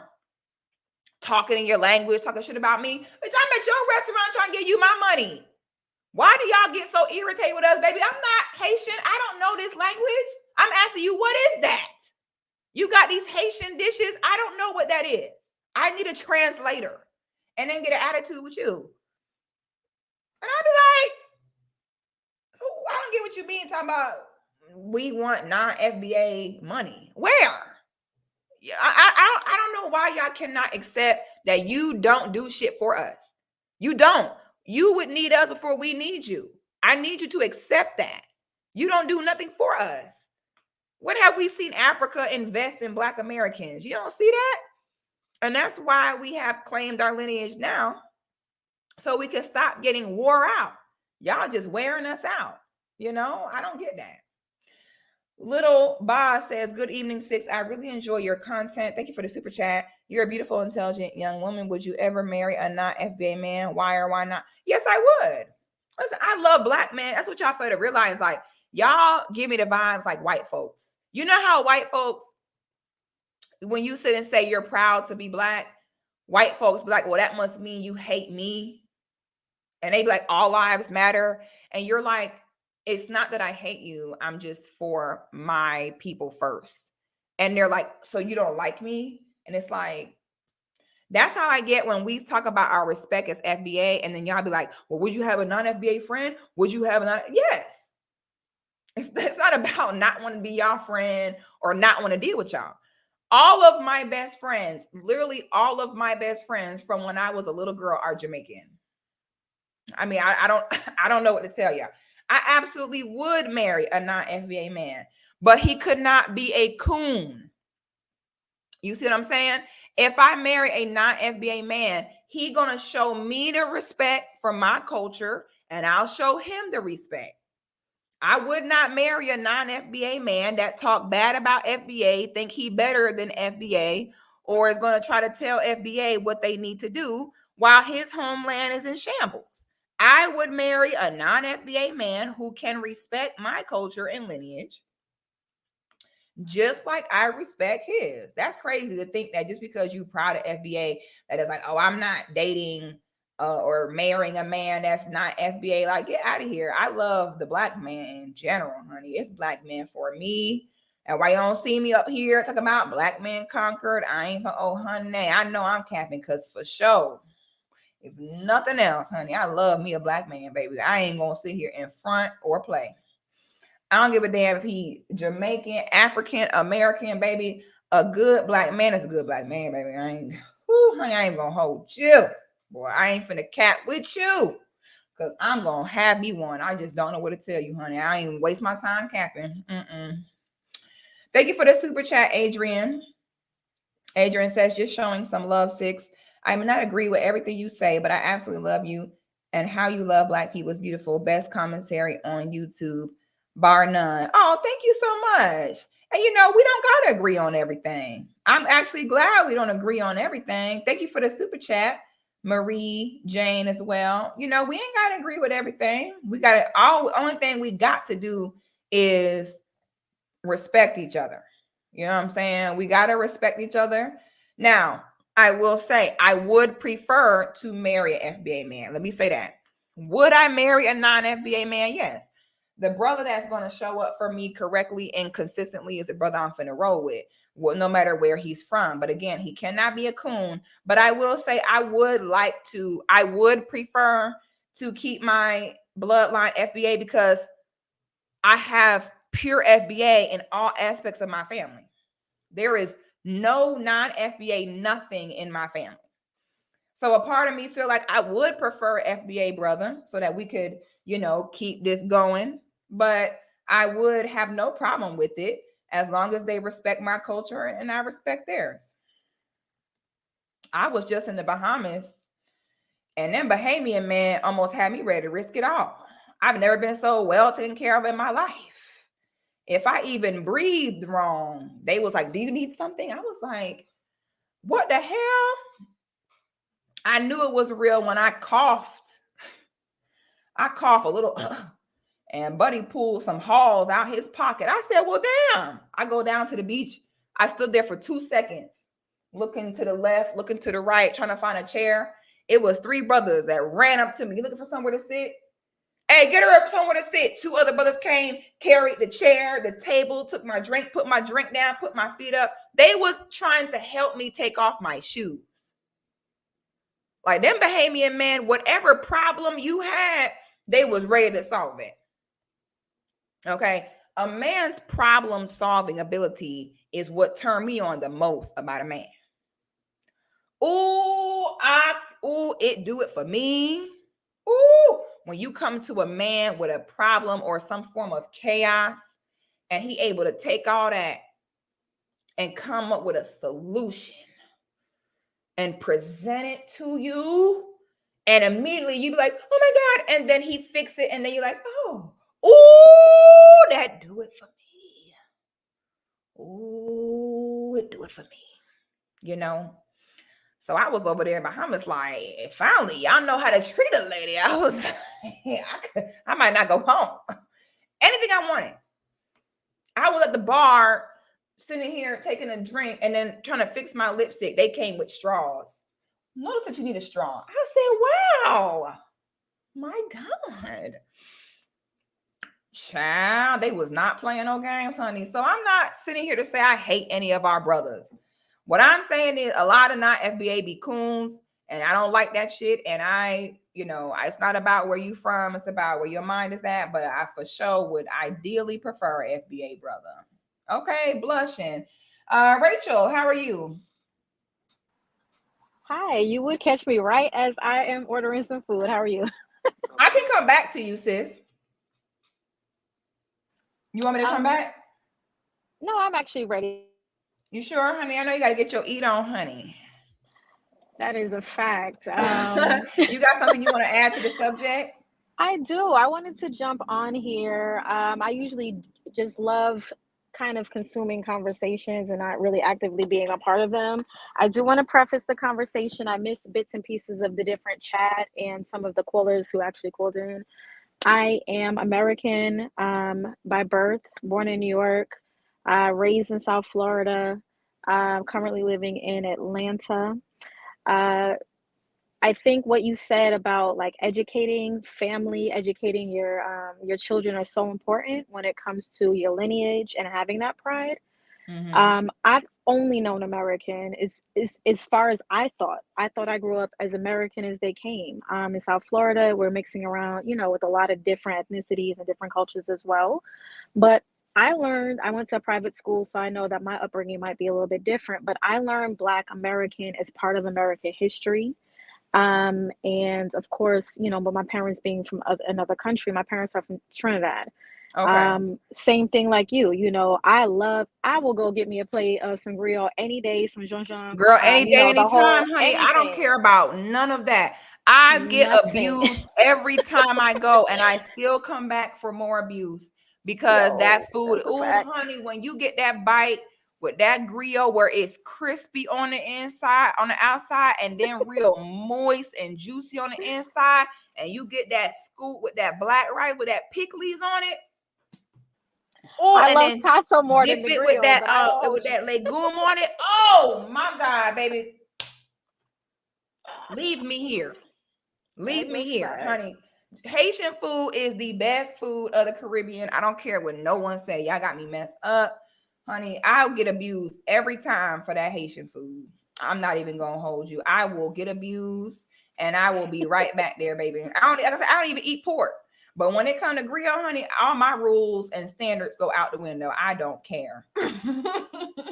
Well, the griot, and of course, I love the tasso. The turkey, that one hits too. So Oh, I yes. Thank you. go Oh, one between the two second. of those. Thank you for the super chat. Alex says, I'm ready for us Black men to start back leading the community to the right direction like we did in the 60s. Thank you, my brother. I'm so ready. The problem is it's too many brothers now that's too sassy. You know what I'm saying? You come to them with a problem or issue, and there's no solution to the problem. It's just sass. And it's like, I don't like these sassy men. I like men that be like, listen, baby, I don't want to hear all that. What's the solution? What we going to do to find a solution? I can't stand a sassy guy. So I feel that, my brother. Okay, I'm sorry, Rachel. I want to make sure I caught that super chat before I forget. But girl, yes, honey, you ain't never lied about the Haitian food. But go ahead, what you were saying. I'm sorry, I ain't going to interrupt you. No, you good. You good. I was just saying that, I feel like growing up in South Florida, it's a little bit different. Of course, going to New York, it's a little different.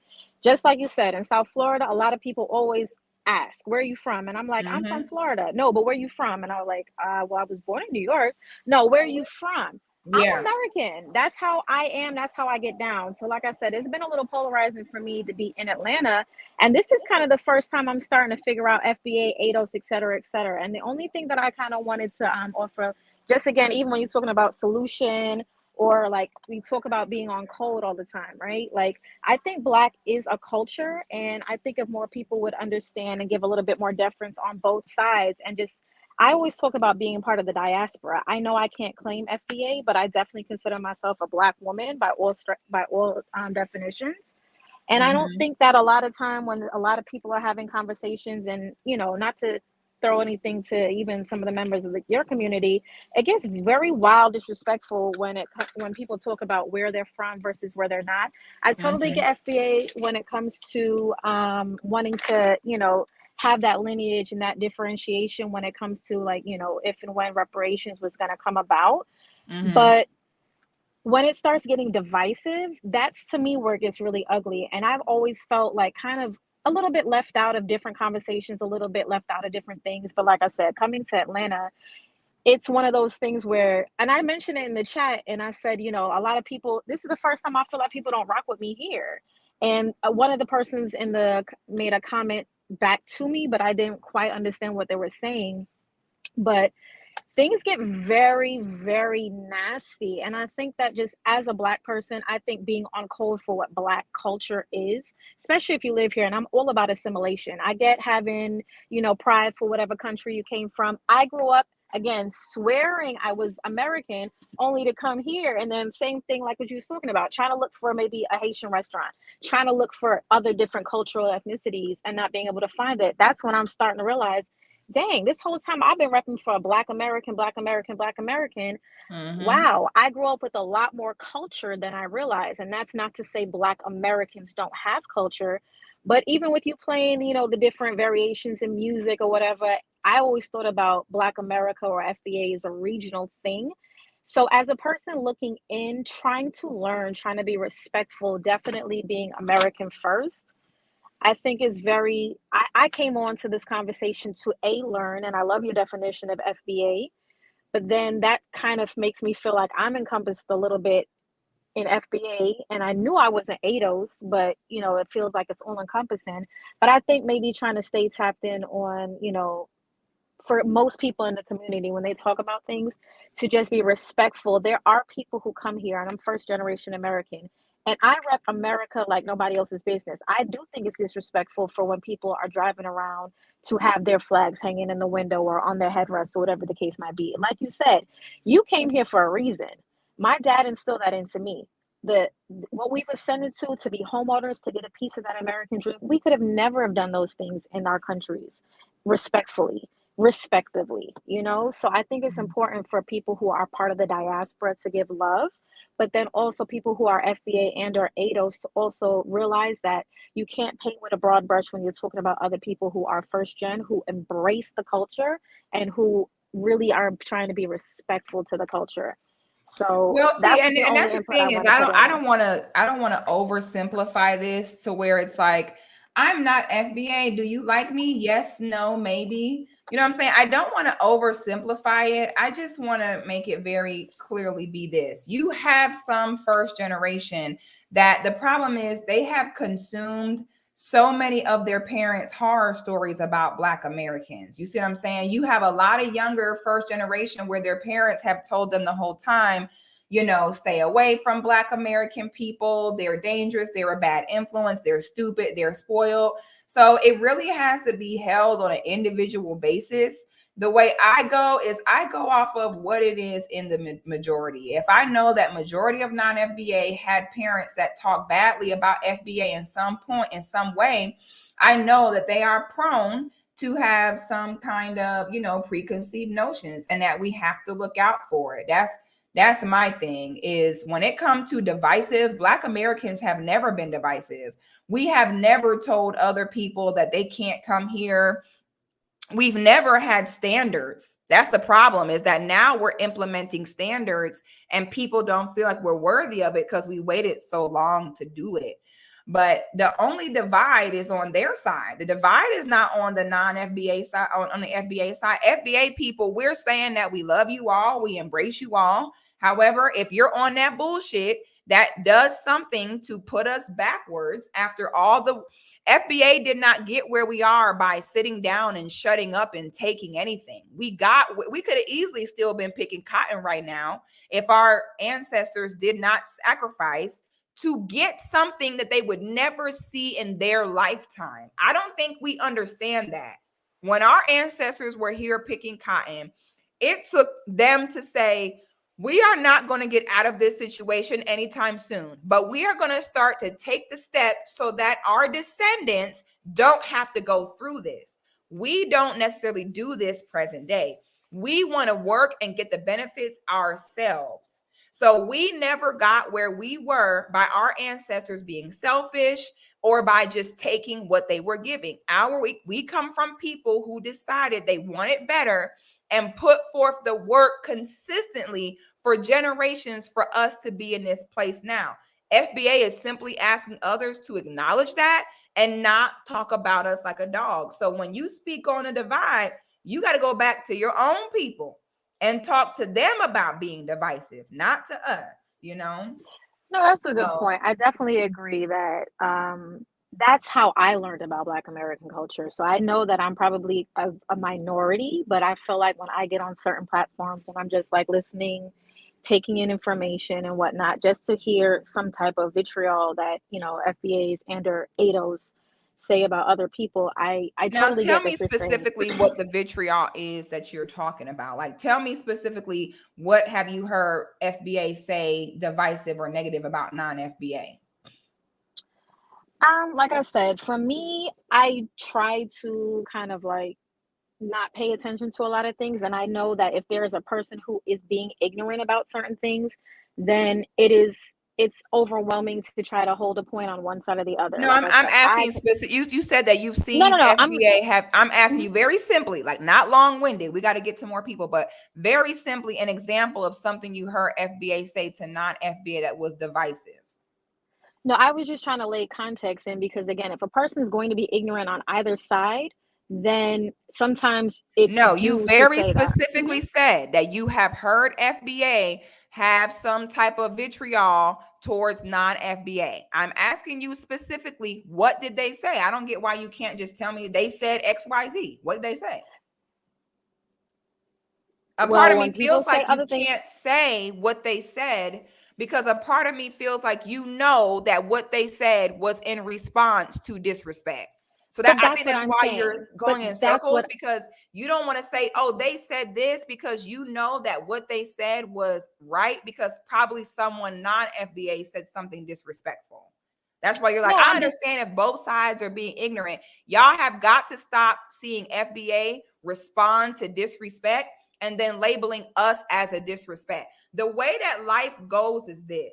If you do not want problems with somebody, your best bet is to mind your business and do what you're supposed to do. I Too agree with many that. people will disrespect somebody else and then spend time policing like, well, I know I did this to you, but that don't mean you had to do this back to me. It don't work like that.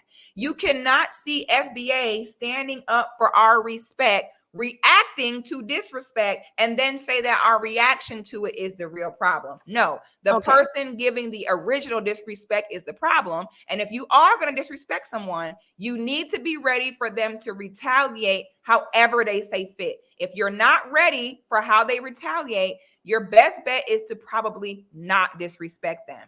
As human beings, the only thing you have to do in life is eat, sleep, shit, work to make a living. That's it.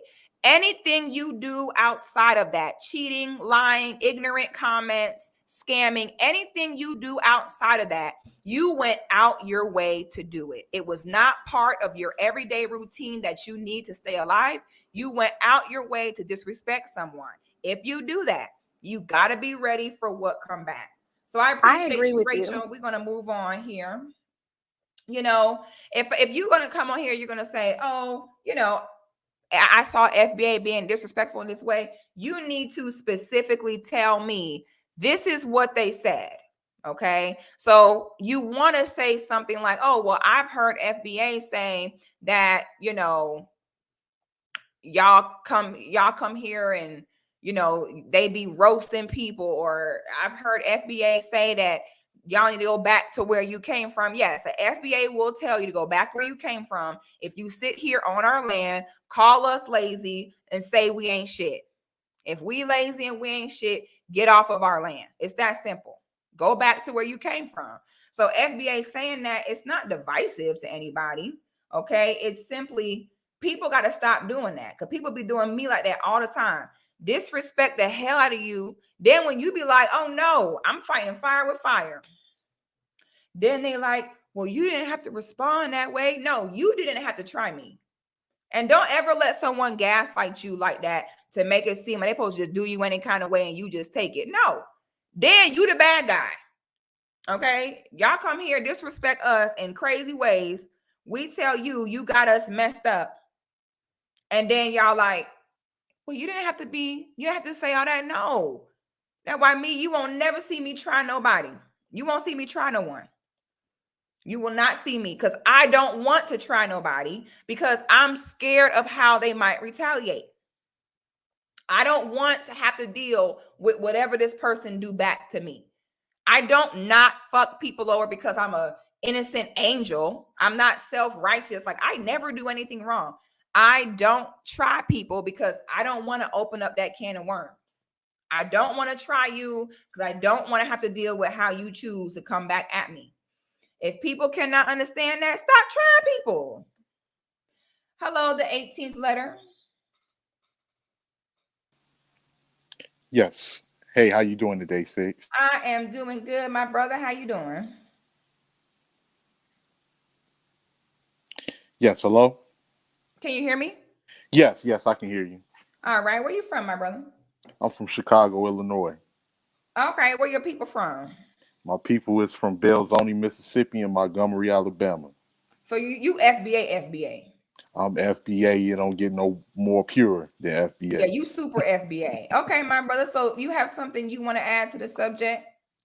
Absolutely. Well, first and foremost, I want to say thank you for allowing me to be on your platform.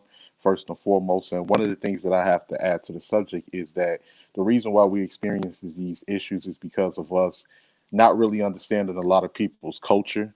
And I've taken time to study a lot of, people coming from the Caribbean, people coming from, the continent. And it seems like during colonization, a lot of the people, they've had some uprisings, but a lot of them had never really fought against colonization like that. They kind of like accepted it from the beginning. So when they already come to the States, they already have a colonized mindset.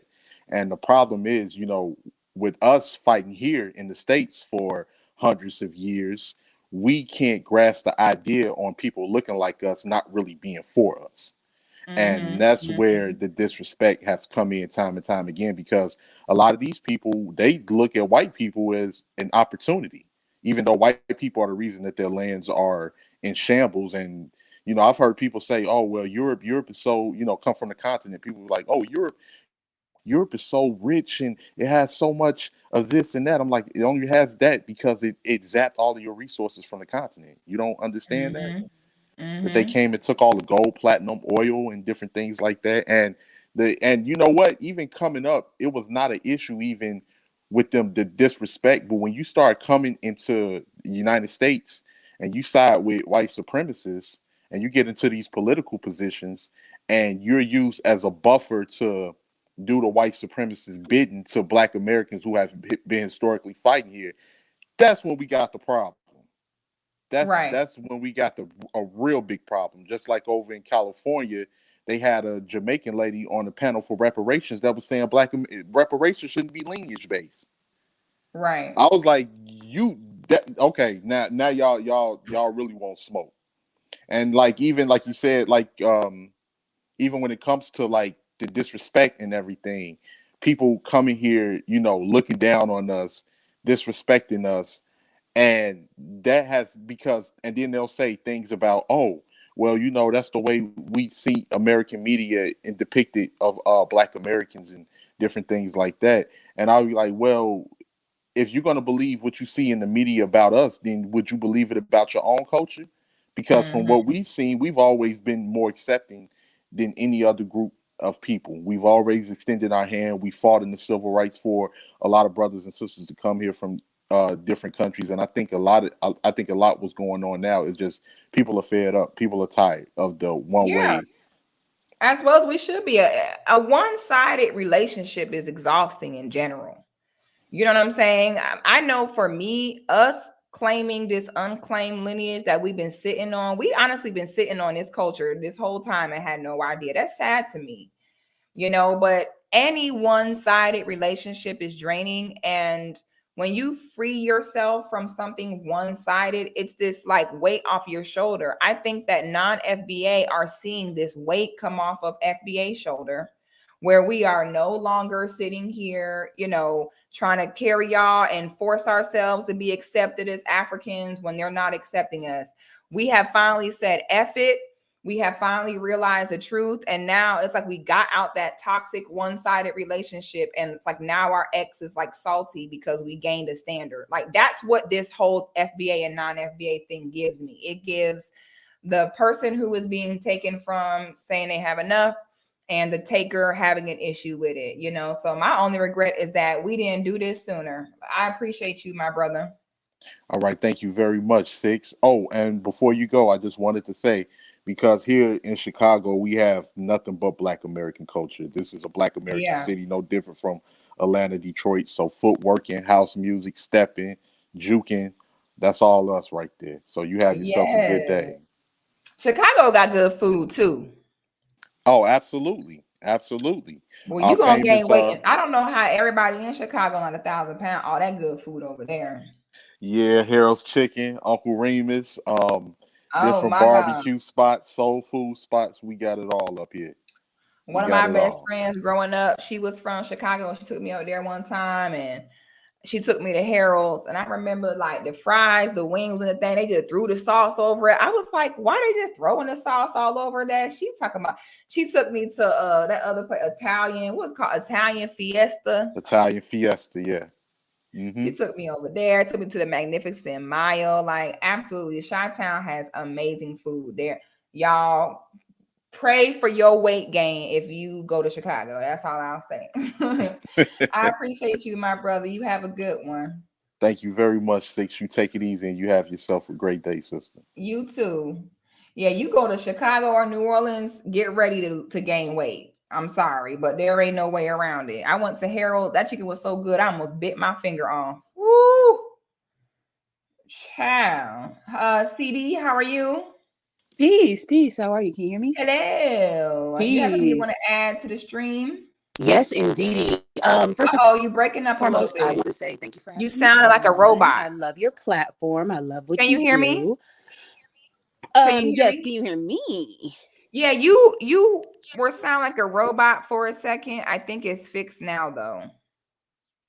Can you hear me? I sound a Okay, little I hear you better. now. I hear you now. Where are you Cool, from? cool. I'm originally from California and now I live in Colorado. So we rep in Colorado. Where's your family from? My people are from Louisiana, Arkansas, Texas, a little bit of Michigan, and Tennessee and Alabama. So you FBA? So I'm FBA, but the reason I'm calling is because of this FBA consciousness. You know what I mean? Like, I feel like this conversation is incredibly important. I think you're on the right track. I think that this is like a vital, important like topic and conversation. But I think we're being misled and misguided by using this consciousness of FBA. Like, you know what I mean? Like we're associating an ancient people. We are an ancient people. We're associating an ancient people with Tariq Nasheed's consciousness he made up in 2022, like, or excuse me, 2020. Like it's problematic at least, and it's dangerous at best. Like, we're out here calling ourselves foundational Black American. Like, where can you find that in history? Where can you find that? But you can find us, the people of this land, all throughout history. But you've never heard nobody in any legal standing, in any political standing, in any historical standing, in any sociological standing say anything about being no damn FBA. You know what I mean? Like, Okay, so let me ask you this. So the people who do have a political standing in their lineage, are they doing better than FBA? what do you mean? Black people. So what Black lineage is political? Like, is being Nigerian political? Is being Jamaican I mean, they're all political? Like, political. I'm No, not what I'm really saying understanding. is, okay, I get that, and I kind of was confused by your question too. But what I'm saying is,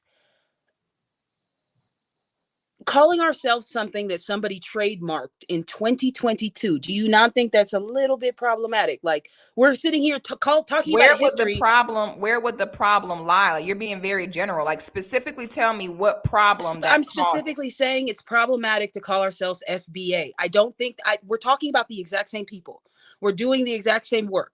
But what I'm saying is saying FBA, like we're associating ourselves with a trademark term that somebody made in 2020. But we're talking about our Tell ancestors from me the the 1700s, negative. the You said it's 1800s. dangerous. You said it's dangerous It and is it's problem. dangerous to call Tell ourselves me what the FBA. side effects are. What are the dangers? Us not associating with our true history and ancestry. What Like, is I our true totally get history and ancestry? we are the Aborigines of this land. We are the No, we are touchstones of this not land. all the Aborigines of We this are not land. That's all. what I'm trying to I will explain not to you. This disagree is with that. why We're the not term FBA. all See, the problem anything. is, I'm gonna tell you the problem. A lot of y'all don't like to see nobody get any No, like. I gotta mute you because you're not letting me talk. We're gonna have a back and forth my conversation, apologies. CB. Okay, this is not just you talking at me. You're gonna talk and I'm gonna talk. We're gonna have an actual conversation. And when I ask you questions, you really have got to answer them specifically. You said that calling yourself FBA is dangerous because somebody trademarked the name in 2022. I specifically asked you, what are the dangerous side effects that will come from you calling yourself something that he trademarked? You're not specifically telling me. You use a very strong word of dangerous. You cannot be such a hater that you're mad that somebody trademarked something or is making money off of something. So because someone is making a dollar in some way, shape, or form, that's the real danger. The real danger is being a hater. The real danger is maybe some people are mad because they didn't think of it first. I personally don't care of who thought of it first or who gets the credit for it. FBA ain't got shit to do with Tariq. I don't know why y'all, it's like y'all just don't want to see him have shit. It's like the thought of Tariq making money or organizing something, y'all will not fuck with something that actually makes perfect sense because you don't want to see Tariq get the shine for or get a dollar off of it. So you're saying that we should leave this lineage unclaimed because Tariq trademarked the name. When I ask you how him trademarking it is a danger to anyone, you don't have a question. It's coming off as very personal. It's coming off as being a hater. If someone says they are Nigerian or they're Jamaican, there is no political party involved with that. Okay. Political parties are registered as politics, it has nothing to do with lineage. I don't understand how you're sitting here saying nowhere in history did FBA get mentioned. That's even more of the reason to claim the lineage now so that your children in the future can look back and see that they had a lineage, that they had something to be proud of. You know what I'm saying? I think a lot of times we get very, very, very emotional and we don't look at the facts here. Okay. I totally get what you're saying, sis. But what I'm saying is, especially I'm a mama for, like, I'm raising my kids to know their lineage. They know everything about their lineage. They know beyond slavery, all that. I've done my genealogy, so I can go back and say exactly where our people are from. You know what I'm saying? And I'm starting to find less and less of what I thought what our history was, and finding out more and more of what our history was. Okay, but sis, I want you to understand this, okay? And I know what you're talking about when you speak on an Aboriginal, okay? If you look at my Yes. features, if you look at my grandfather, you will No. see a lot of, ma'am, I need to be able to talk, okay? And there's a reason why I'm saying certain things. You're talking over me, and I'm not really understanding why. Calm down. We're going to have a conversation. You're going to get to talk. Relax. You cannot talk over me because then no one can hear either one of us, okay? So right now, the problem is this. If you're going to sit here and say they're saying you're not FBA, I don't know. I kind of feel like you're not FBA either because it seems like you're going really hard in the opposite direction for this.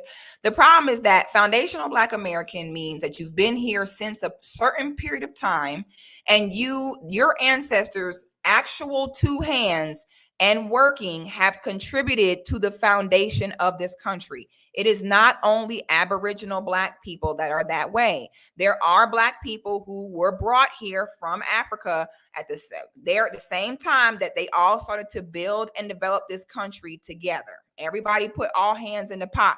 every foundational Black American is not Aboriginal. There are some foundational Black Americans who were brought here during the slave trade.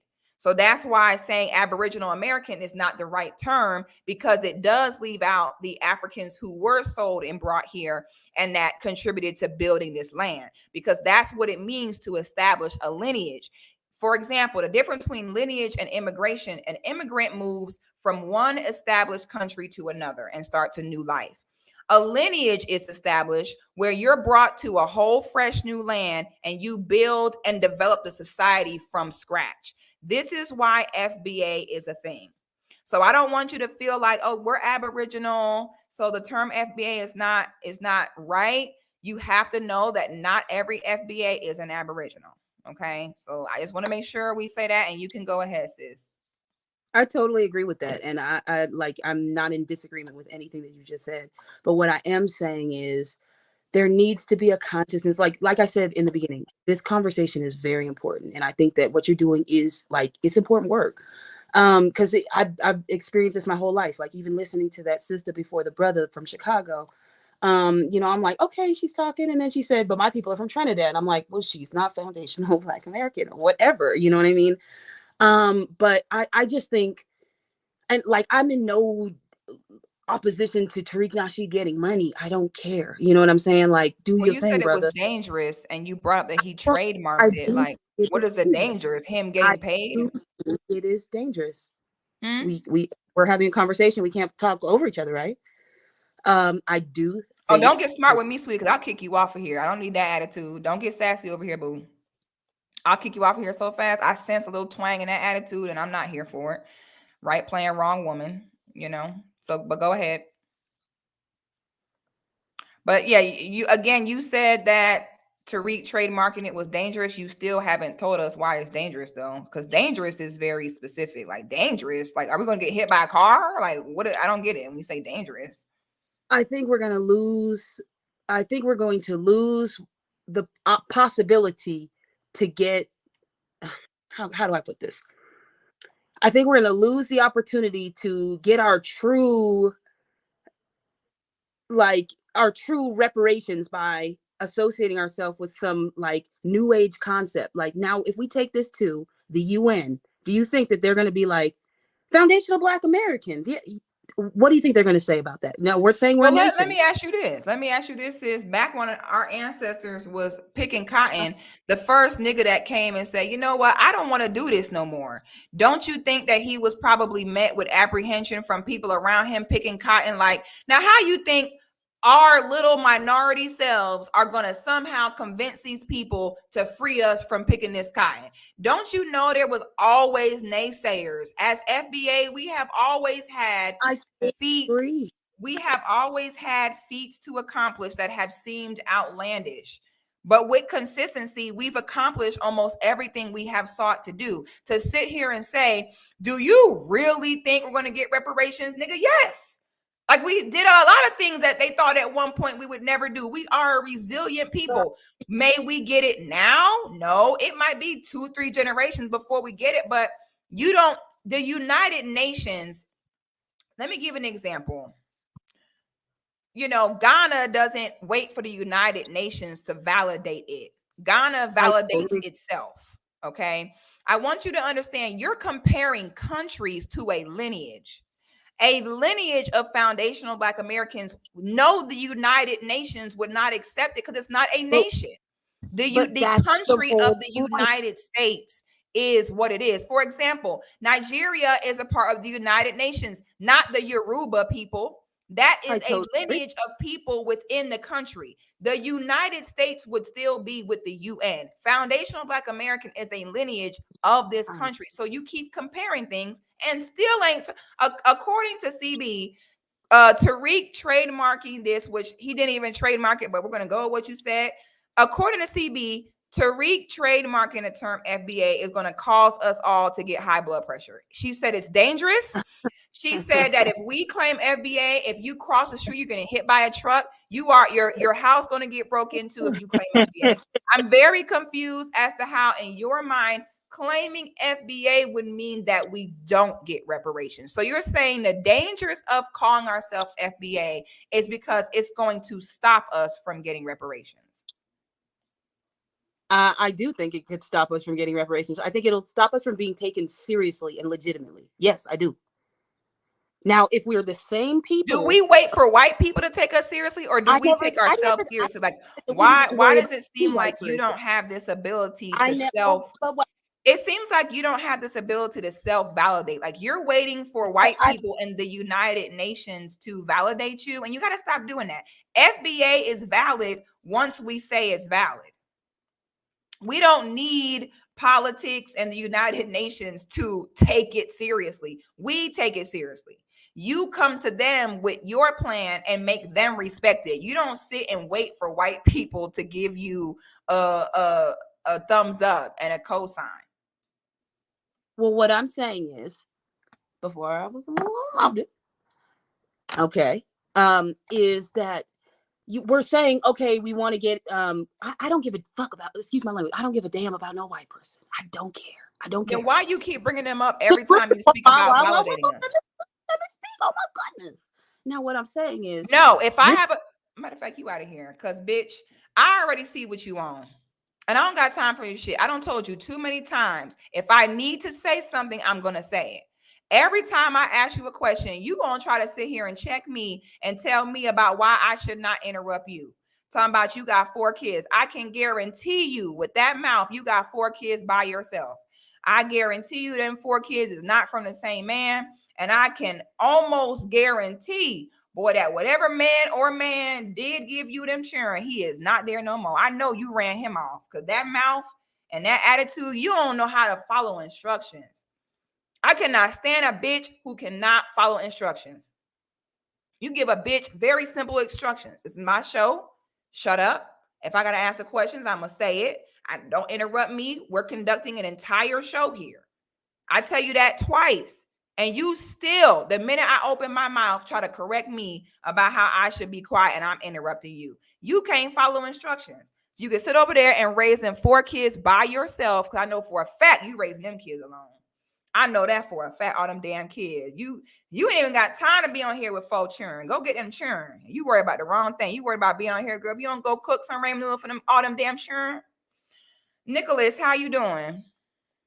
I'm doing great. I'd first want to say that I'm a big fan of Six the Goddess, so I'm definitely, it's definitely a pleasure to be on your show. I'm glad to have you. Where are you from? All right. I am currently living in Tampa, Florida, but full disclosure, I'm full Jamaican on both sides of my parents. Okay, cool. You got something you want to add on the subject? Yeah, I guess when it comes to FBA, and as I said, I'm full Jamaican, I actually don't really have any problems. I don't have any problems with Black Americans delineating or any of that. I think that's actually really good for the people. The one thing I would say is the problem I do have is when it becomes like, at least it feels like to me that a lot of people who identify as FBA come across a little, no, I don't want to say xenophobic, but a little superior to other groups of Black people. Like, don't get me wrong. In the sense that they'll say that people who in other countries are failures, our countries are shit. Can you do me one favor, my brother? Move away from the speaker a little bit. We're getting a little kickback. It's kind of hard to hear. Can you repeat that one more time? I'm sorry. That's all right. Can you hear me now? Yes, that's much better. Yeah. So you said how do we think we're better or say we're better? Yeah, and I want to say this: there's no problem with being proud of your own lineage. But being proud of your own lineage doesn't mean you denigrate other people's lineage. You don't say people who are from the Caribbean or Africa are like failures, or they come from shithole countries, or they couldn't make it in their other country. Like, if you look at the history of countries like the Congo or Ghana, where they had African leaders like God, I forgot his name. But they had a lot of African leaders get murdered or assassinated or exiled from their own country and placed puppet leaders, and that was the case of things in the Caribbean. So there's, just like Black Americans have to deal with their own white supremacy, that's the truth across the entire globe. So, that's the one thing I don't like. Another thing that I don't like is that a lot of people who identify as FBA act like there isn't FBA coons. Like we don't have, or there isn't like a Jesse Lee Peterson or a Brandon Tatum or a God. Well, see, the problem with that, my brother, is that we speak on what things are in a majority. The reason why FBA coons stand out so much is because majority of FBA are not coons, because majority of FBA cannot be coons. Majority of FBA has been susceptible to police brutality and unfairness and white supremacy. So the average FBA is not finna sit here and tell you that racism doesn't exist and police brutality, and if you just comply, the average FBA is not going to do that. The reason it's not that FBA act like we don't have coons. What it is we are not majority cooning. When you have a lot of non-FBA, you also have to understand that FBA saying that we are doing the best is not talking bad about anybody else. It's the truth. We are the only group of Black people who fought and won in our own land and are succeeding the most and have the most freedom and opportunity present day. This is a fact. If that makes a non-FBA feel away, then you really should do more in investing in your country so you can have those same bragging rights. But FBA does not have to be humble about what we've accomplished to make other people comfortable, especially when others do not do that for us. People from other countries have no problem coming here and saying that we're lazy and ungrateful and spoiled. So my thing is, we're allowed to say, hey, well, your country is extremely underdeveloped. You need to figure out having running water. You know what I'm saying? This is nothing to say, oh my God, you're being divisive. It's just the truth. I've been out the country several times. Okay, you ride through the neighborhoods, the houses are messed up. There's not plumbing, there's not electricity. So when FBA say that, what they're saying is you have got to, in majority, you can go to the worst hood and project in America and they're going to still have running water and electricity. So the point that FBA is making is that you have got to have your basics down pat of having running clean water, electricity for everybody, before you can sit and speak on us. I would just like to see you, my brother, have as much of a problem for non-FBA and the way they speak about us as you do for FBA defending ourselves. Does that make sense to you? Absolutely. And just so you know, when I came to this country, I've always had Black American friends. I've always been super respectful towards Black Americans. I never dogged out or talked bad about any Black Americans. But when we look at the success or the non-success of a lot of countries or a lot of even parts, a lot of it has to do with poverty. Like you say, clean water. Look at the Black people in Jackson, Mississippi. Do they have clean water? Guess what? When a water situation happens in Jackson or Flint, it's a national news, right? Because why? Because that's not the case most of the time. Meanwhile, in Jamaica, Haiti, Africa, water issues don't hit the news because that's the norm, is to have water issues. That's the part I want you to understand. Yes, it's Jackson, Mississippi struggling, but you got to also understand when that happens, that's white supremacy poisoning those people. When we have a water issue or an electricity issue, it's all over CNN. Like, oh my God, this place in America with no water, because it's strange.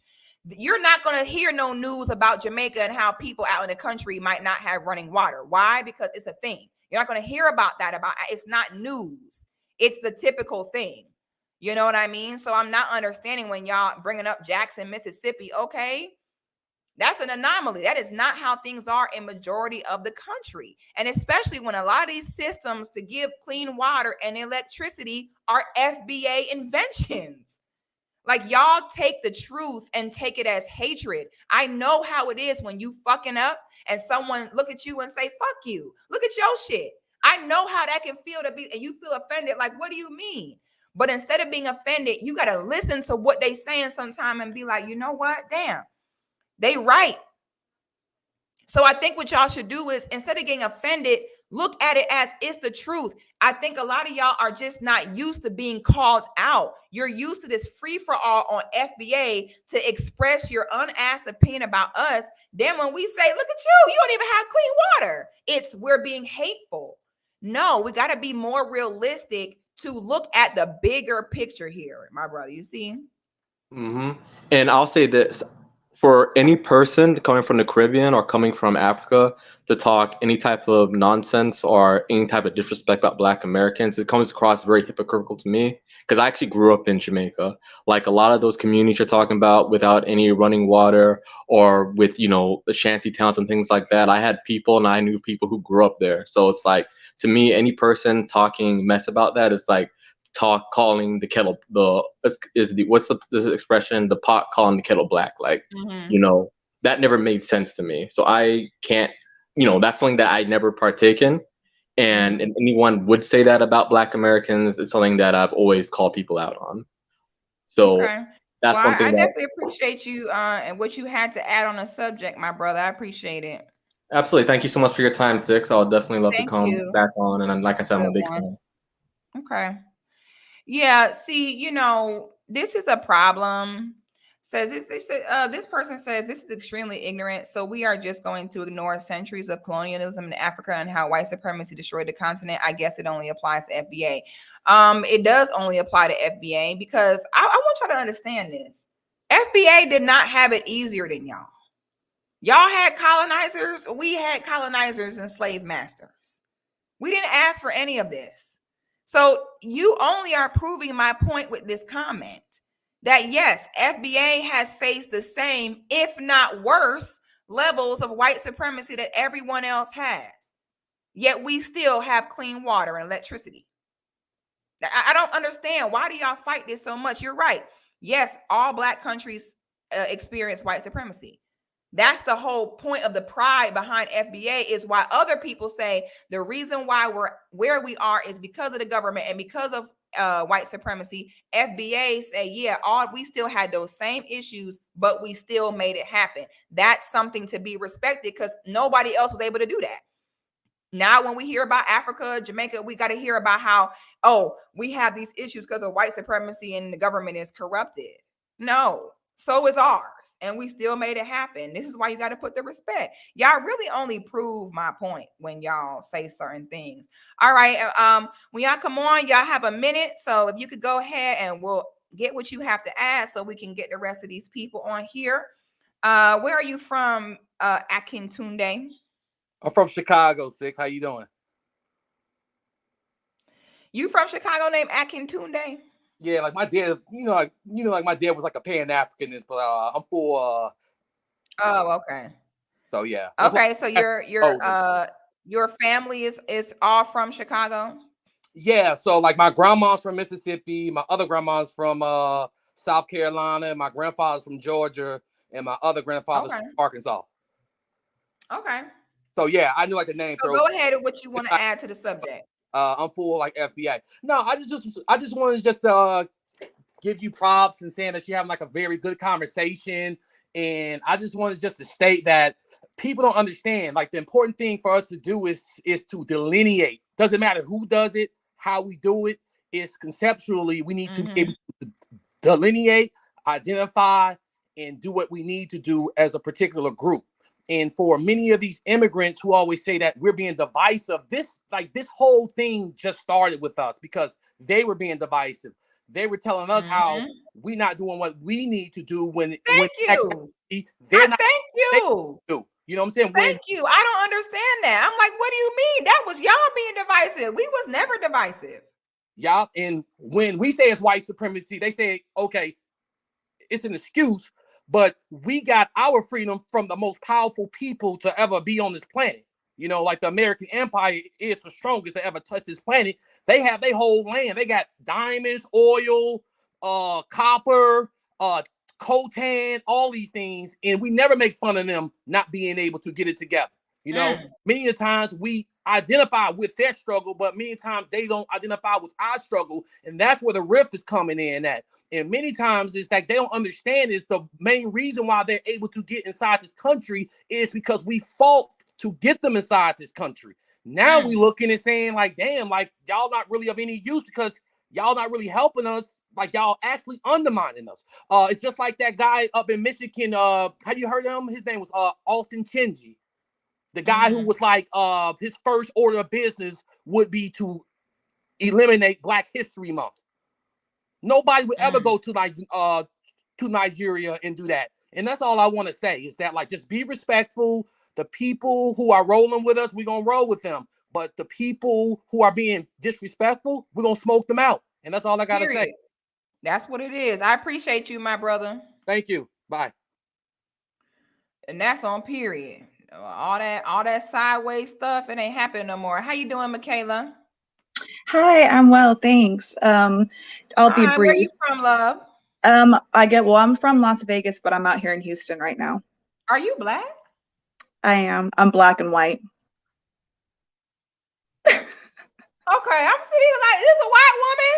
So are you half FBA? Yeah, I'm half FBA. Okay, go ahead on the subject. We got a minute. So I guess just to kind of touch on what the last guy was, not the last guy, but the guy before that. I think no one really thinks about when we're talking about what we've done here as a Black people. They never bring up being in the military. They could never even serve in the military, even if they wanted to. But there are so many Black Americans who have served in the military here in America, and that's something that no one ever brings up. So that's one thing. Another thing, the first sis that was talking, I think that she may have it confused with people talking about we are the original Indians here. We are the Indian people, that's who we are, and she doesn't want that to ruin the chances of getting reparations.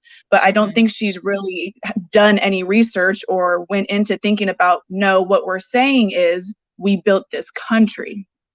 What you're talking about is something completely different. So with that being said, and then also, I guess, just agreeing with the point that the Black culture has always been the most welcoming culture to every culture. It's always an anomaly if another culture welcomes us into their culture. We've always been that way to a fault, I think. So that's why I think people comfortable saying, oh, when a Black person stands up for their rights or stands up for anything, it's aggressive or it's being boisterous or it's, oh, we're better than somebody. Well, I mean, you're allowed to feel supreme about your race, but Black people can't feel supreme about our race. And then at the same time, we're not allowed to be proud just because we're just supposed to sit back and just let everybody say what they want to say and be comfortable with it.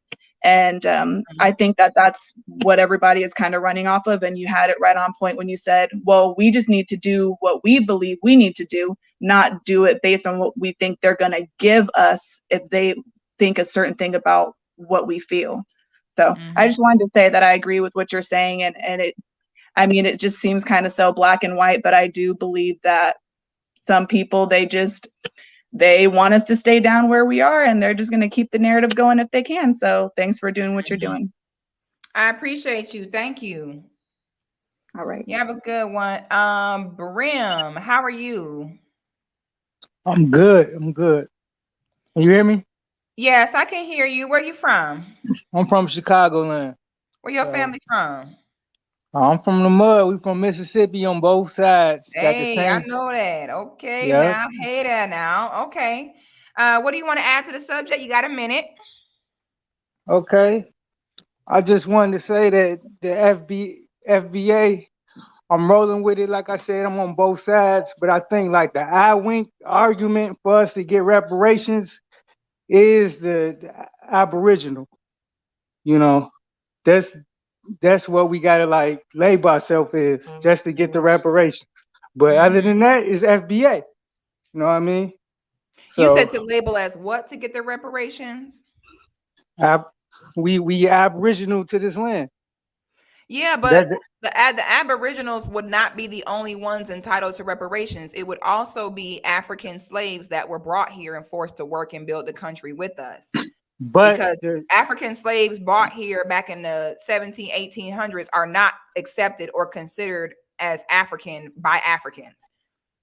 And that's why the Pan-Africanist movement was so hurtful for many Black Americans, because it made us all be like, we're all African and we're African. And the Africans were like, bitch, you ain't African. You ain't never even been to Africa. Y'all Black Americans think Africa is a country. Africa is a whole continent. Where in Africa are you even from? You see what I'm saying? So we can't hold on to that Aboriginal thing. Aboriginals would not be the only ones entitled to reparations. I don't really understand how this is hard to understand. It would also be the slaves brought from Africa, okay, who were brought here and had their hands in the mud right with us, building this country at the same time. They are also FBA.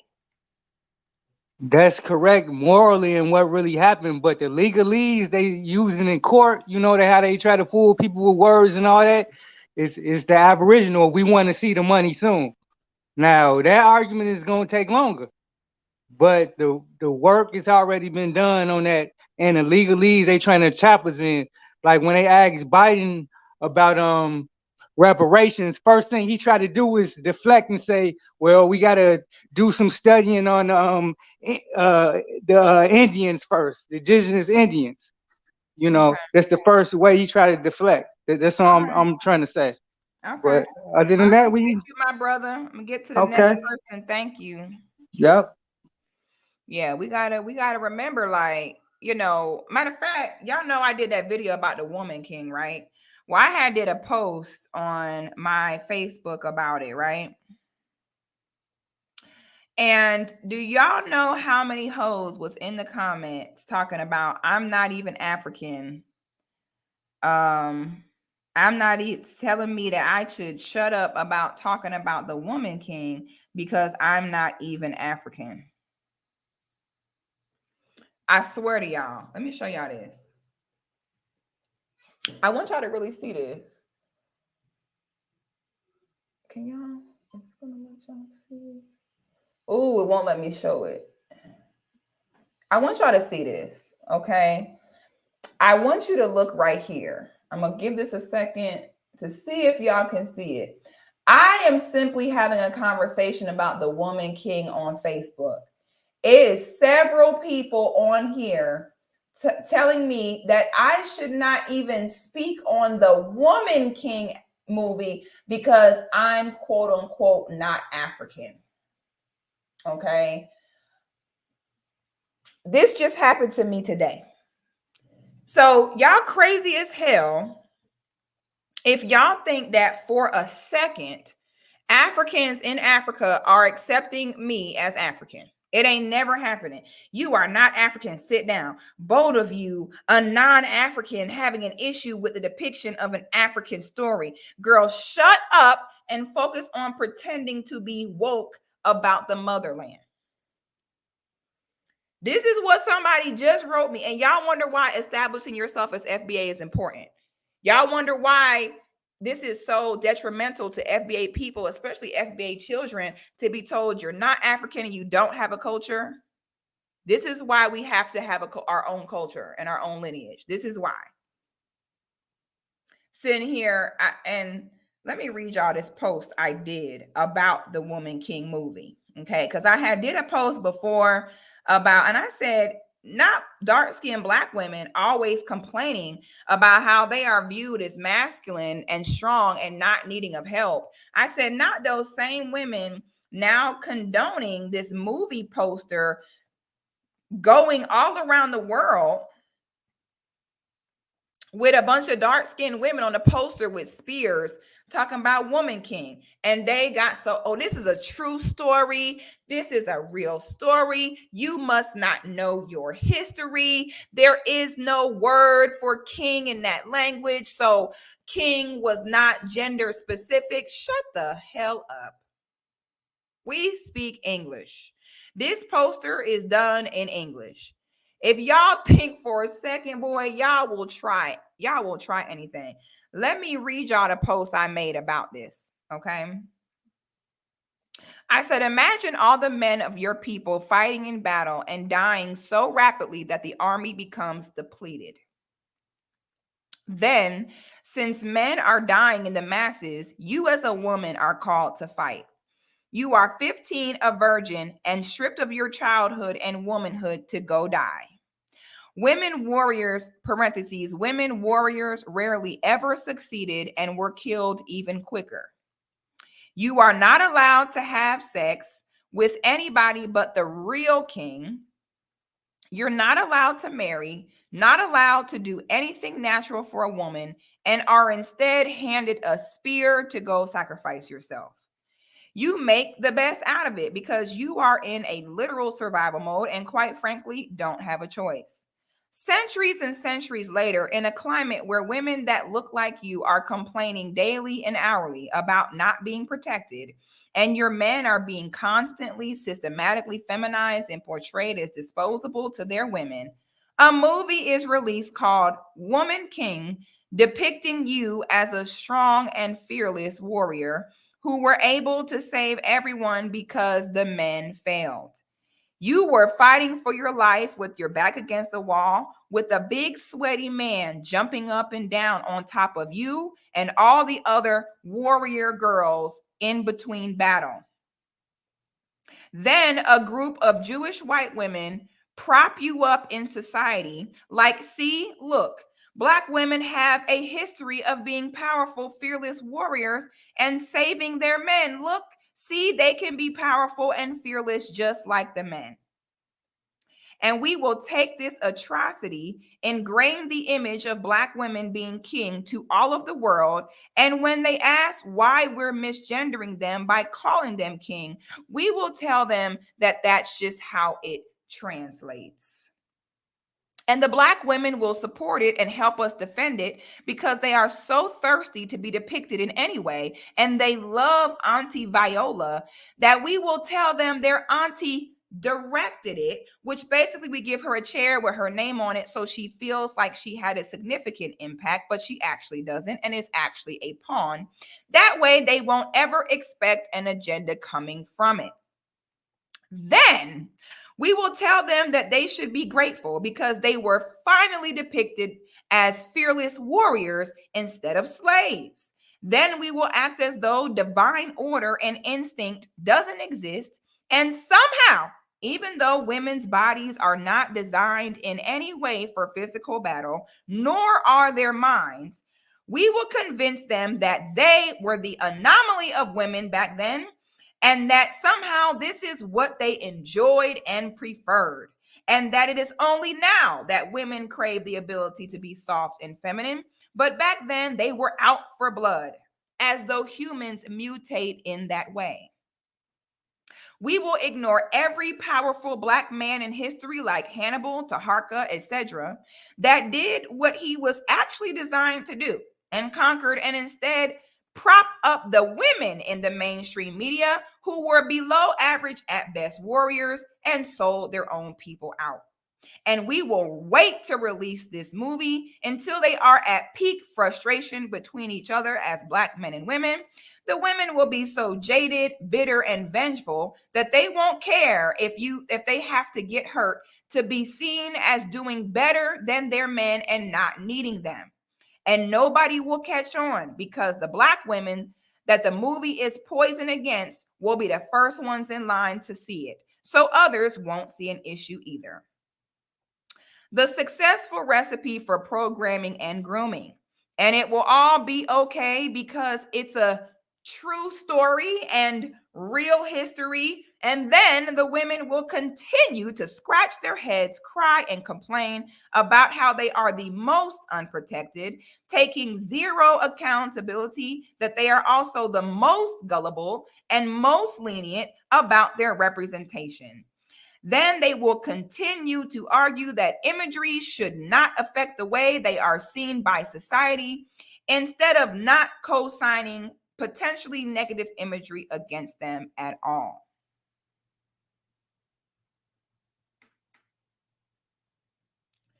These hoes' response to that was, I'm not African, so why am I speaking on it? Okay. You know, when it comes to Black women, you cannot save them. Okay. I'm learning that with Black women, you have to let Black women fall. You got to let them fall. You got to let them learn. And they'll still never come to and admit that they failed. But inside of themselves, when no one is looking, they'll know. Okay. They'll know. All right. The very fact that y'all are co-signing that shit, talking about its real history, and talk about it's woman king because king is not gender specific. I swear to you, I just don't want to hear Black women anymore complain about how we're underprotected. I just don't, because we are so clueless as to what it takes to be protected. And I just honestly give up and I just don't care anymore. I'm worried about myself. I know what I need to do to be protected, to be good. I ain't worried about nobody else. I cannot save you hoes. You hoes killed me on that post on Facebook. I cannot believe the basic responses talking about it's a true story. A true story. And so y'all think these women wanted to do this. So looking at the structure of a woman, the way a woman's womb is set up, you mean to tell me that those women woke up and was happy to sit and be female warriors when there is not a single group of women ever in history who preferred and enjoyed to participate in physical battle against grown men? I imagine being a young girl in that situation. All your men go to war, they're dying by the masses. They're dying so fast that they're calling on women and kids to join. You want me to go out there after all the men just died? If they died, I'm for sure dead. And then people sit and prop that up, talking about, oh, look, they're the most fearless group of women, and then portray them to be successful. Female warriors failed 95% of the time. Got obliterated. You fighting in battle with blood dripping down your legs. How y'all fighting in battle with blood dripping down your legs, but it's not battle blood, it's period blood? What do you do when you got to go to war and you're on your period? And you gonna sit here and paint them out to be women who were fearless warriors and enjoyed this? I would be so fucking pissed if I was them. If I was them as ancestors and looking down, watching you hoes talk about it's a true story, woman king, I would be fucking fuming. How dare you?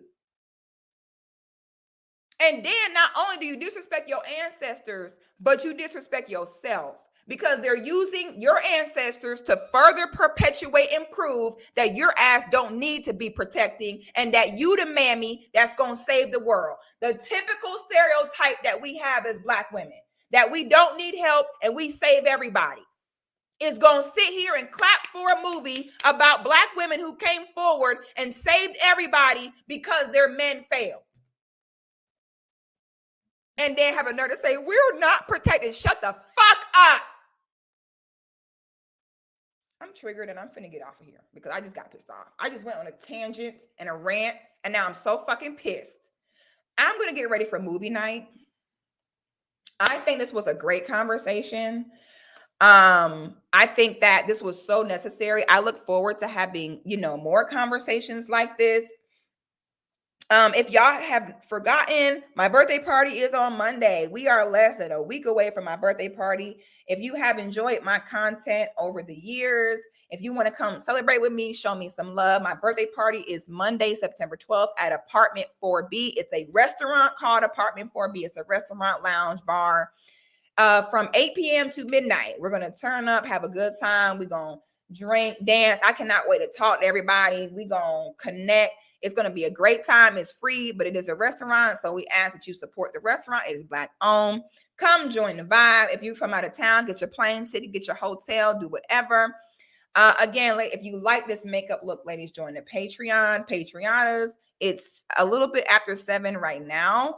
We have movie night at 8 o'clock. So I'm actually going to get off of here, get my snacks and my food ready. And Patreonas, I will see you live on the Patreon for a movie night at 8 o'clock.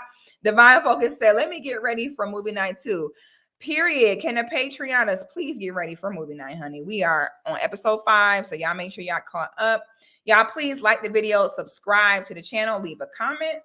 Thank you for all the super chats. Thank you for all the cash apps. And I will see you all on the next one.